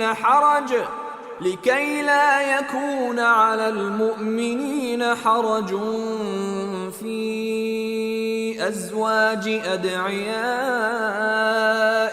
إذا قضوا منهن وطرا وَكَانَ أَمْرُ اللَّهِ مَفْعُولًا۔ اے نبی، یاد کرو وہ موقع جب تم اس شخص سے کہہ رہے تھے کہ جس پر اللہ نے اور تم نے احسان کیا تھا کہ اپنی بیوی کو نہ چھوڑ اور اللہ سے ڈر۔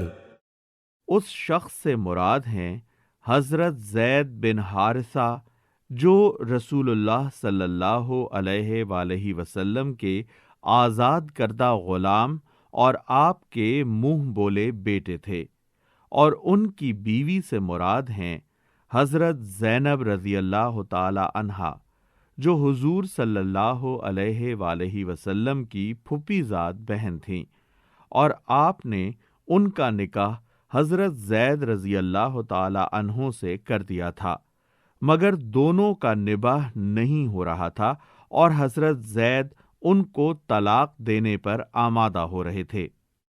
اس وقت تم اپنے دل میں وہ بات چھپائے ہوئے تھے جسے اللہ کھولنا چاہتا تھا، تم لوگوں سے ڈر رہے تھے، حالانکہ اللہ اس کا زیادہ حقدار ہے کہ تم اس سے ڈرو۔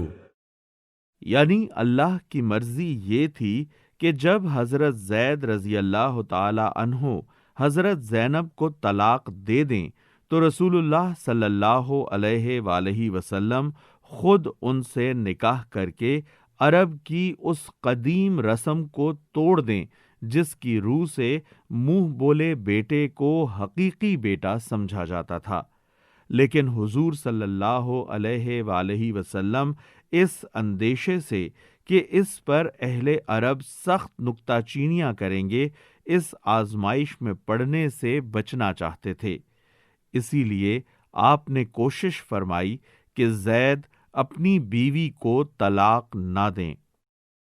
پھر جب زید اس سے اپنی حاجت پوری کر چکا، یعنی طلاق دینے کی خواہش جو وہ رکھتے تھے اسے انہوں نے پورا کر دیا اور اپنی متعلقہ بیوی سے ان کا کوئی رشتہ باقی نہ رہا۔ تو ہم نے اس متعلقہ خاتون کا تم سے نکاح کر دیا تاکہ مومنوں پر اپنے منہ بولے بیٹوں کی بیویوں کے معاملے میں کوئی تنگی نہ رہے جبکہ وہ ان سے اپنی حاجت پوری کر چکے ہوں، اور اللہ کا حکم تو عمل میں آنا ہی چاہیے تھا۔ ما كان على النبي من حرج فيما فرض الله له سنة الله في الذين خلوا من قبل وَكَانَ أَمْرُ اللَّهِ قَدَرًا مَقْدُورًا۔ نبی پر کسی ایسے کام میں کوئی رکاوٹ نہیں ہے جو اللہ نے اس کے لیے مقرر کر دیا ہو، یہی اللہ کی سنت ان سب انبیاء کے معاملے میں رہی ہے جو پہلے گزر چکے ہیں، اور اللہ کا حکم ایک قطعی طے شدہ فیصلہ ہوتا ہے۔ الذين يبلغون رسالات الله ويخشونه ولا يخشون أحدا إلا الله وكفى بالله حسيبا۔ یہ اللہ کی سنت ہے ان لوگوں کے لیے جو اللہ کے پیغامات پہنچاتے ہیں اور اسی سے ڈرتے ہیں، اور ایک خدا کے سوا کسی سے نہیں ڈرتے، اور محاسبے کے لیے بس اللہ ہی کافی ہے۔ ما كان محمد ابا احد من رجالكم ولكن رسول الله وخاتم النبيين وَكَانَ اللَّهُ بِكُلِّ شَيْءٍ عَلِيمًا۔ لوگو، محمد تمہارے مردوں میں سے کسی کے باپ نہیں ہیں مگر وہ اللہ کے رسول اور خاتم النبیین ہیں، اور اللہ ہر چیز کا علم رکھنے والا ہے۔ اس ایک فقرے میں ان تمام اعتراضات کی جڑ کاٹ دی گئی ہے جو مخالفین نبی صلی اللہ علیہ وآلہ وسلم کے اس نکاح پر کر رہے تھے۔ ان کا اولین اعتراض یہ تھا کہ آپ نے اپنی بہو سے نکاح کیا ہے۔ اس کے جواب میں فرمایا گیا کہ محمد تمہارے مردوں میں سے کسی کے باپ نہیں ہیں، یعنی وہ بیٹا تھا کب کہ اس کی مطلقہ سے نکاح حرام ہوتا۔ دوسرا اعتراض یہ تھا کہ اگر منہ بولا بیٹا حقیقی بیٹا نہیں ہے، تب بھی اس کی چھوڑی ہوئی عورت سے نکاح کر لینا کچھ ضروری تو نہ تھا۔ اس کے جواب میں فرمایا گیا مگر وہ اللہ کے رسول ہیں، یعنی رسول کی حیثیت سے ان پر یہ فرض عائد ہوتا تھا کہ جس حلال چیز کو تمہاری رسموں نے خواہ مخواہ حرام کر رکھا ہے، اس کے بارے میں تمام تعصبات کا خاتمہ کر دیں اور اس کی حلت کے معاملے میں کسی شک اور شبہ کی گنجائش باقی نہ رہنے دیں۔ پھر مزید تاکید کے لیے فرمایا اور وہ خاتم النبیین ہیں، یعنی ان کے بعد کوئی رسول تو درکنار کوئی نبی تک آنے والا نہیں ہے کہ اگر قانون اور معاشرے کی کوئی اصلاح ان کے زمانے میں نافذ ہونے سے رہ جائے تو بعد کا آنے والا نبی یہ کسر پوری کر دے۔ لہٰذا یہ اور بھی ضروری ہو گیا تھا کہ اس رسم جاہلیت کا خاتمہ وہ خود ہی کر کے جائیں۔ اس کے بعد مزید زور دیتے ہوئے فرمایا گیا کہ اللہ ہر چیز کا علم رکھنے والا ہے، یعنی اللہ کو معلوم ہے کہ اس وقت محمد صلی اللہ علیہ وآلہ وسلم کے ہاتھوں اس رسم جاہلیت کو ختم کرا دینا کیوں ضروری تھا، اور ایسا نہ کرنے میں کیا قباحت تھی۔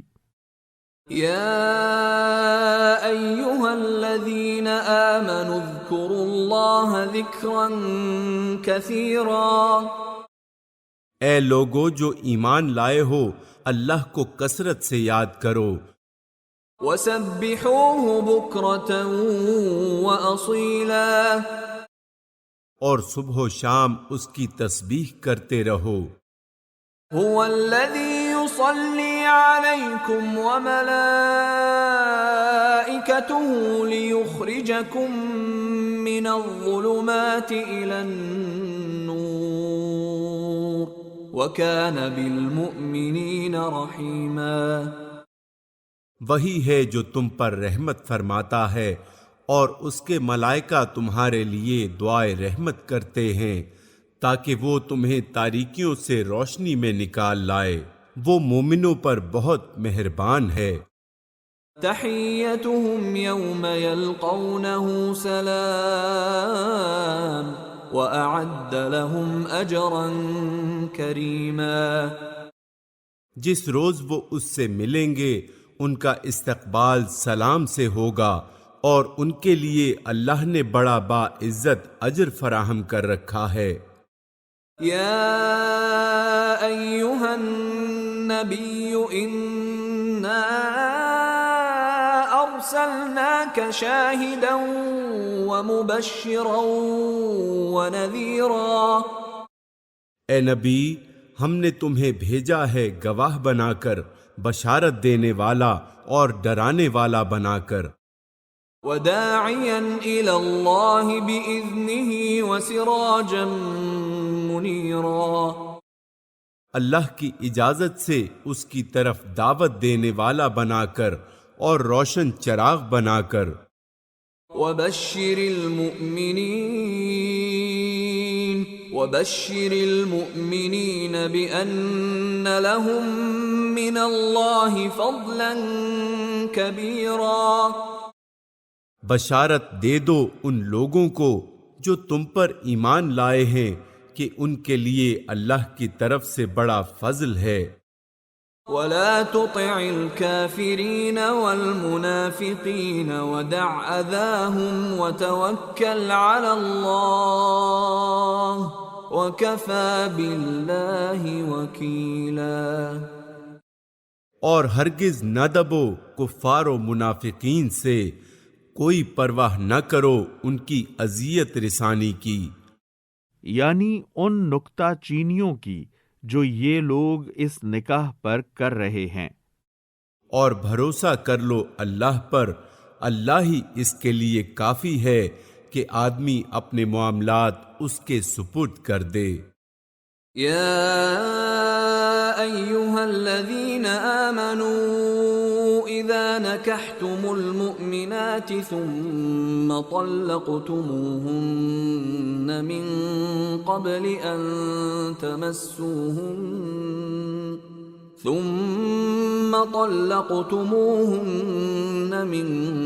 قبل أن تمسوهن فما لكم عليهن من عدة تعتدونها فمتعوهن وسرحوهن سراحا جميلا.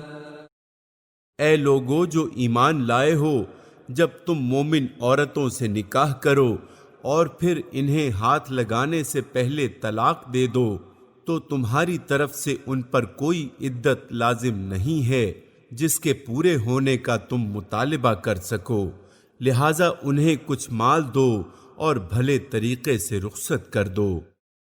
یا ایھا النبی انا احللنا لك ازواجك اللاتي آتيت اجورهن وما ملكت يمينك مما أفاء الله عليك وبنات عمك وبنات عماتك وبنات خالك وبنات خالاتك اللاتي هاجرن معك وامرأة مؤمنة إن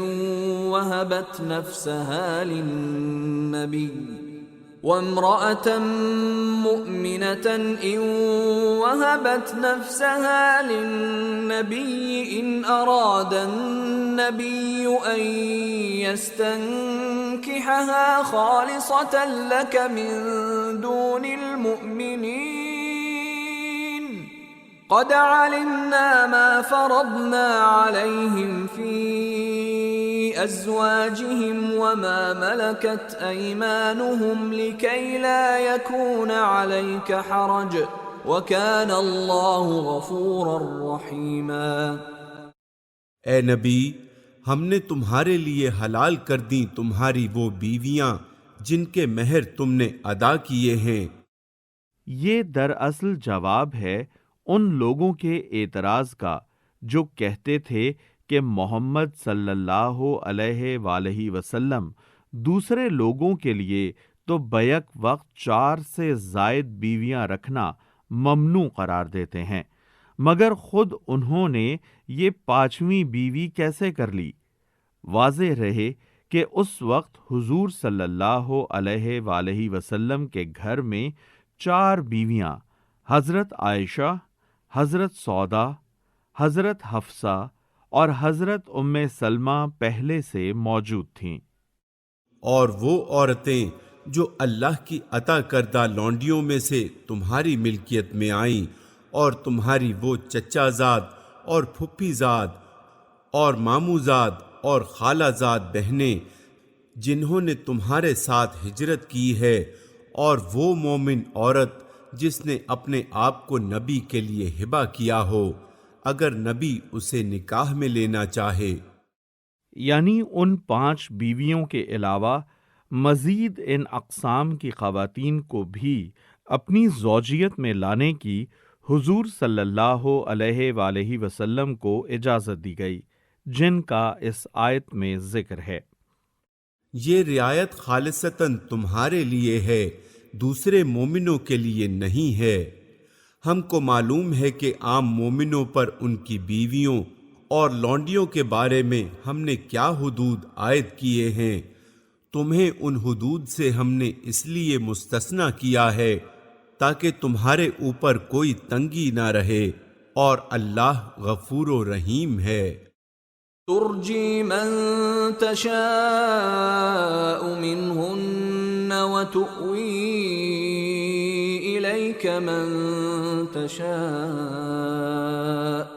ومن ابتغیت ممن عزلت فلا جناح علیک ذلك أدنى أن تقر أعينهن ولا يحزن ويرضين بما آتيتهن كلهم والله يعلم ما في قلوبكم وكان الله عليما حليما۔ تم کو اختیار دیا جاتا ہے کہ اپنی بیویوں میں سے جس کو چاہو اپنے سے الگ رکھو، جسے چاہو اپنے ساتھ رکھو، اور جسے چاہو الگ رکھنے کے بعد اپنے پاس بلا لو۔ اس معاملے میں تم پر کوئی مضائقہ نہیں ہے۔ اس طرح زیادہ متوقع ہے کہ ان کی آنکھیں ٹھنڈی رہیں گی اور وہ رنجیدہ نہ ہوں گی، اور جو کچھ بھی تم ان کو دو گے اس پر وہ سب راضی رہیں گی۔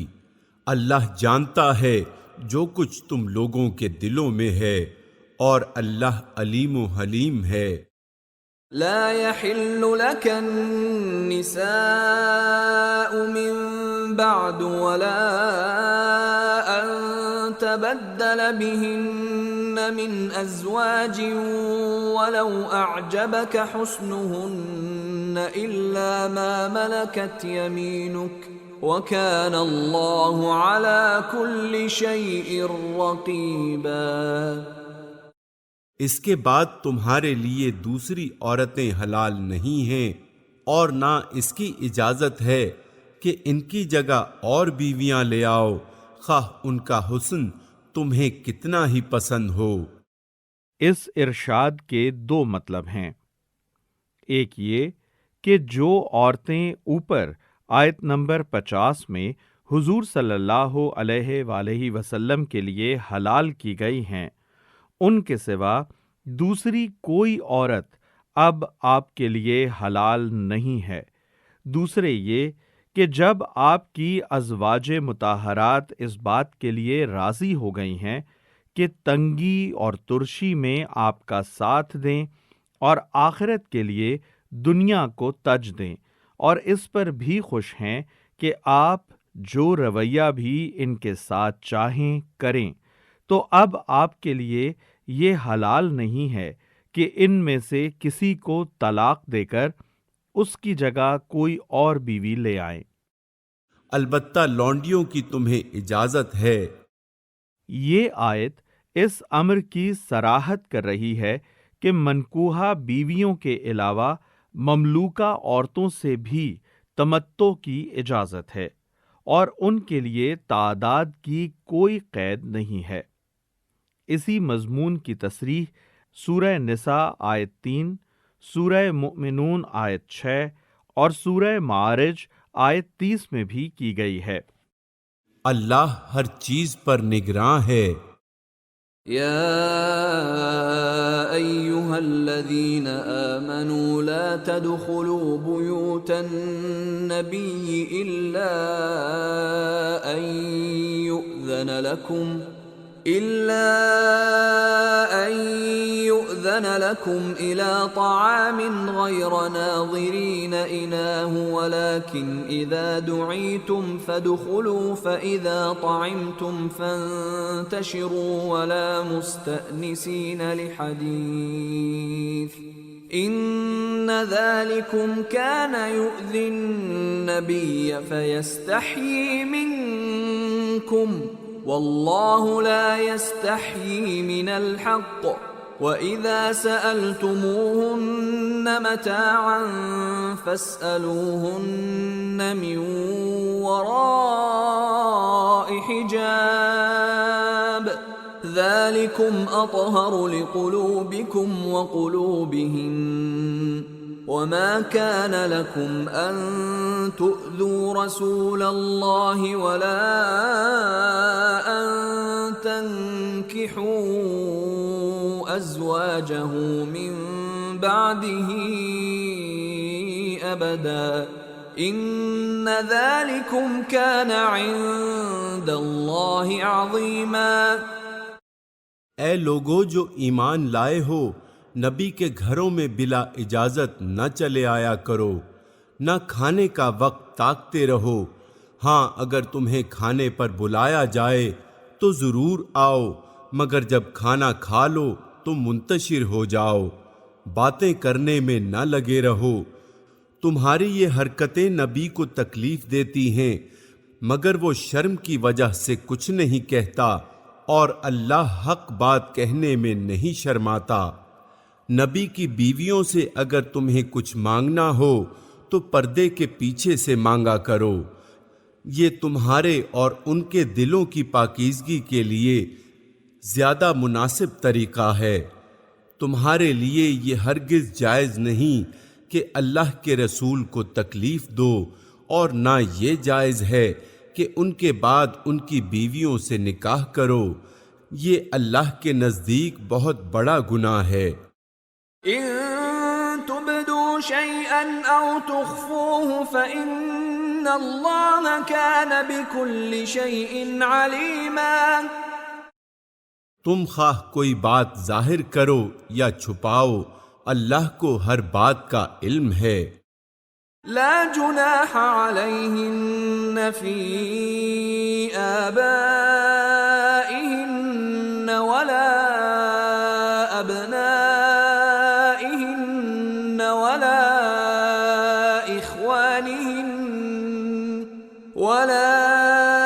إخوانهن ولا أبناء إخوانهن ولا أبناء أخواتهن ولا نسائهن ولا ما ملكت أيمانهن واتقين الله إن الله كان على كل شيء شهيدا۔ ازواج نبی کے لیے اس میں کوئی مضائقہ نہیں ہے کہ ان کے باپ، ان کے بیٹے، ان کے بھائی، ان کے بھتیجے، ان کے بھانجے، ان کے میل جول کی عورتیں اور ان کے مملوک گھروں میں آئیں۔ اے عورتوں، تمہیں اللہ کی نافرمانی سے پرہیز کرنا چاہیے، اللہ ہر چیز پر نگاہ رکھتا ہے۔ ان اللہ وملائکتہ یصلون علی النبی یا ایہا الذین آمنوا صلوا علیہ وسلموا تسلیما۔ اللہ اور اس کے ملائکہ نبی پر درود بھیجتے ہیں۔ اے لوگو جو ایمان لائے ہو، تم بھی ان پر درود و سلام بھیجو۔ اللہ کی طرف سے اپنے نبی پر صلات کا مطلب یہ ہے کہ وہ آپ پر بے حد مہربان ہے، آپ کی تعریف فرماتا ہے، آپ کے کام میں برکت دیتا ہے، آپ کا نام بلند کرتا ہے اور آپ پر اپنی رحمتوں کی بارش فرماتا ہے۔ ملائکہ کی طرف سے آپ صلی اللہ علیہ وآلہ وسلم پر صلات کا مطلب یہ ہے کہ وہ آپ سے غائب درجے کی محبت رکھتے ہیں اور آپ کے حق میں اللہ سے دعا کرتے ہیں کہ وہ آپ کو زیادہ سے زیادہ بلند مرتبے عطا فرمائے۔ اہل ایمان کی طرف سے آپ صلی اللہ علیہ وآلہ وسلم پر صلات کا مطلب یہ ہے کہ وہ بھی آپ کے حق میں اللہ سے دعا کریں کہ وہ آپ صلی اللہ علیہ وآلہ وسلم پر اپنی رحمتیں نازل فرمائے۔ ان الذين يؤذون الله ورسوله لعنهم الله في الدنيا والآخرة وأعد لهم عذابا مهينا۔ جو لوگ اللہ اور اس کے رسول کو اذیت دیتے ہیں ان پر دنیا اور آخرت میں اللہ نے لعنت فرمائی ہے اور ان کے لیے رسوا کن عذاب مہیا کر دیا ہے۔ والذین یؤذون المؤمنین والمؤمنات بغیر ما اکتسبوا فقد احتملوا بہتانا وإثما مبینا۔ اور جو لوگ مومن مردوں اور عورتوں کو بے قصور اذیت دیتے ہیں انہوں نے ایک بڑے بہتان اور صریح گناہ کا وبال اپنے سر لے لیا ہے۔ یا ایھا النبی قل لأزواجک وبناتک ونساء المؤمنین یدنین علیہن من جلابیبہن ذلك أدنى أن يعرفن فلا يؤذين وكان الله غفورا رحيما۔ اے نبی اپنی بیویوں اور بیٹیوں اور اہل ایمان کی عورتوں سے کہہ دو کہ اپنے اوپر اپنی چادروں کے پلو لٹکا لیا کریں، یعنی چادر اوڑھ کر اوپر سے گھونگھٹ ڈال لیا کریں، بالفاظ دیگر منہ کھولے نہ پھریں۔ یہ زیادہ مناسب طریقہ ہے تاکہ وہ پہچان لی جائیں اور نہ ستائی جائیں۔ پہچان لی جائیں، اس سے مراد یہ ہے کہ ان کو اس سادہ اور حیادار لباس میں دیکھ کر ہر دیکھنے والا جان لے کہ وہ شریف اور باعصمت عورتیں ہیں، آوارہ اور کھلاڑی نہیں ہیں، کہ کوئی بدکردار انسان ان سے اپنے دل کی تمنا پوری کرنے کی امید کر سکے۔ نہ ستائی جائیں سے مراد یہ ہے کہ ان کو نہ چھیڑا جائے، ان سے تعرض نہ کیا جائے۔ اللہ تعالی غفور و رحیم ہے۔ لئن لم ينته المنافقون والذين في قلوبهم مرض والمرجفون في المدينة لنغرينك بهم ثم لا يجاورونك فيها إلا قليلا۔ اگر منافقین اور وہ لوگ جن کے دلوں میں خرابی ہے اور وہ جو مدینہ میں ہی جان انگیز افواہیں پھیلانے والے ہیں اپنی حرکتوں سے باز نہ آئے تو ہم ان کے خلاف کارروائی کرنے کے لیے تمہیں اٹھا کھڑا کریں گے، پھر وہ اس شہر میں مشکل ہی سے تمہارے ساتھ رہ سکیں گے۔ ملعونین اینما ثقفوا اخذوا وقتلوا تقتیلا۔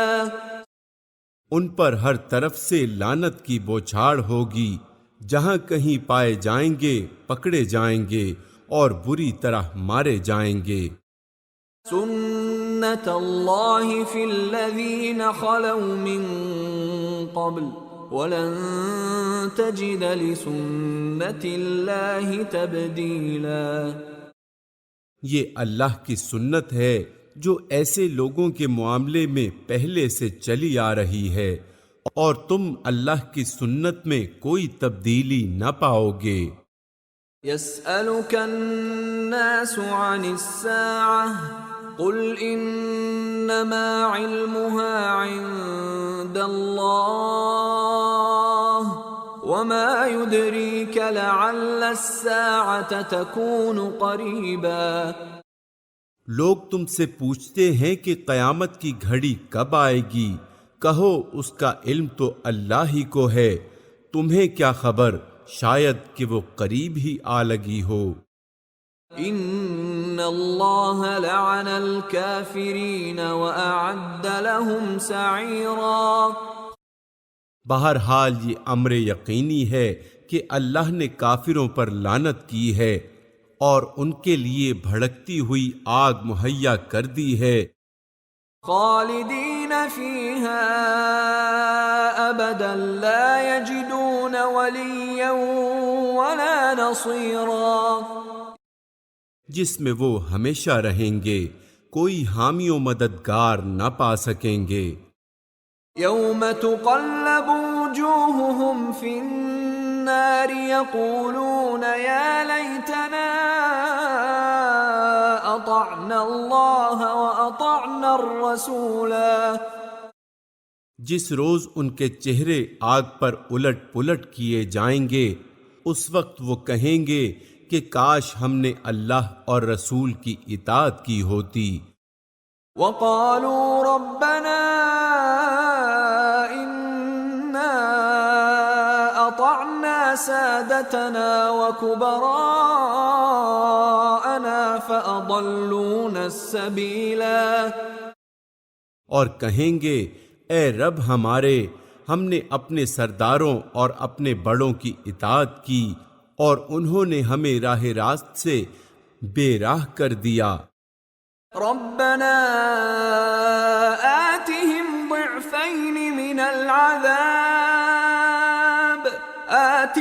ضعفين من العذاب والعنهم لعنا كبيرا، اے رب ان کو دوہرے عذاب دے اور ان پر سخت لعنت کر۔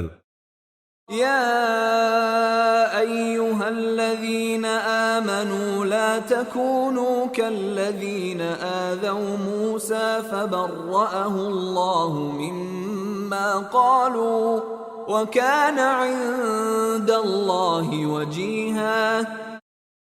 اے لوگو جو ایمان لائے ہو، ان لوگوں کی طرح نہ بن جاؤ جنہوں نے موسیٰ کو اذیتیں دی تھیں، پھر اللہ نے ان کی بنائی ہوئی باتوں سے اس کی برات فرمائی اور وہ اللہ کے نزدیک باعزت تھا۔ یا ایہا الذین آمنوا اتقوا اللہ وقولوا قولا سدیدا، اے ایمان لانے والو، اللہ سے ڈرو اور ٹھیک بات کیا کرو۔ يصلح لكم أعمالكم ويغفر لكم ذنوبكم ومن يطع الله ورسوله فقد فاز فوزا عظيما۔ اللہ تمہارے اعمال درست کر دے گا اور تمہارے قصوروں سے درگزر فرمائے گا۔ جو شخص اللہ اور اس کے رسول کی اطاعت کرے اس نے بڑی کامیابی حاصل کی۔ إنا عرضنا الأمانة على السماوات والأرض والجبال فأبين أن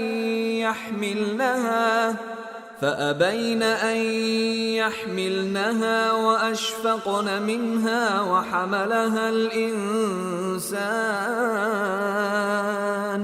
إنه كان ظلوما جهولا۔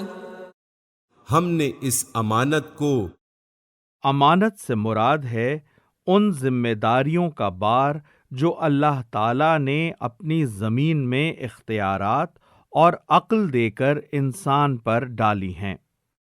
آسمانوں اور زمین اور پہاڑوں کے سامنے پیش کیا تو وہ اسے اٹھانے کے لیے تیار نہ ہوئے اور اس سے ڈر گئے، مگر انسان نے اسے اٹھا لیا، بے شک وہ بڑا ظالم اور جاہل ہے۔ یعنی اس بارے امانت کا حامل ہو کر بھی اپنی ذمہ داری محسوس نہیں کرتا اور خیانت کر کے اپنے اوپر آپ ظلم کرتا ہے۔ لِيُعَذِّبَ اللَّهُ الْمُنَافِقِينَ وَالْمُنَافِقَاتِ وَالْمُشْرِكِينَ وَالْمُشْرِكَاتِ وَيَتُوبَ اللَّهُ عَلَى الْمُؤْمِنِينَ وَالْمُؤْمِنَاتِ وَكَانَ اللَّهُ غَفُورًا رَحِيمًا۔ اس بارے امانت کو اٹھانے کا لازمی نتیجہ ہے تاکہ اللہ منافق مردوں اور عورتوں اور مشرک مردوں اور عورتوں کو سزا دے اور مومن مردوں اور عورتوں کی توبہ قبول کرے۔ اللہ درگزر فرمانے والا اور رحیم ہے۔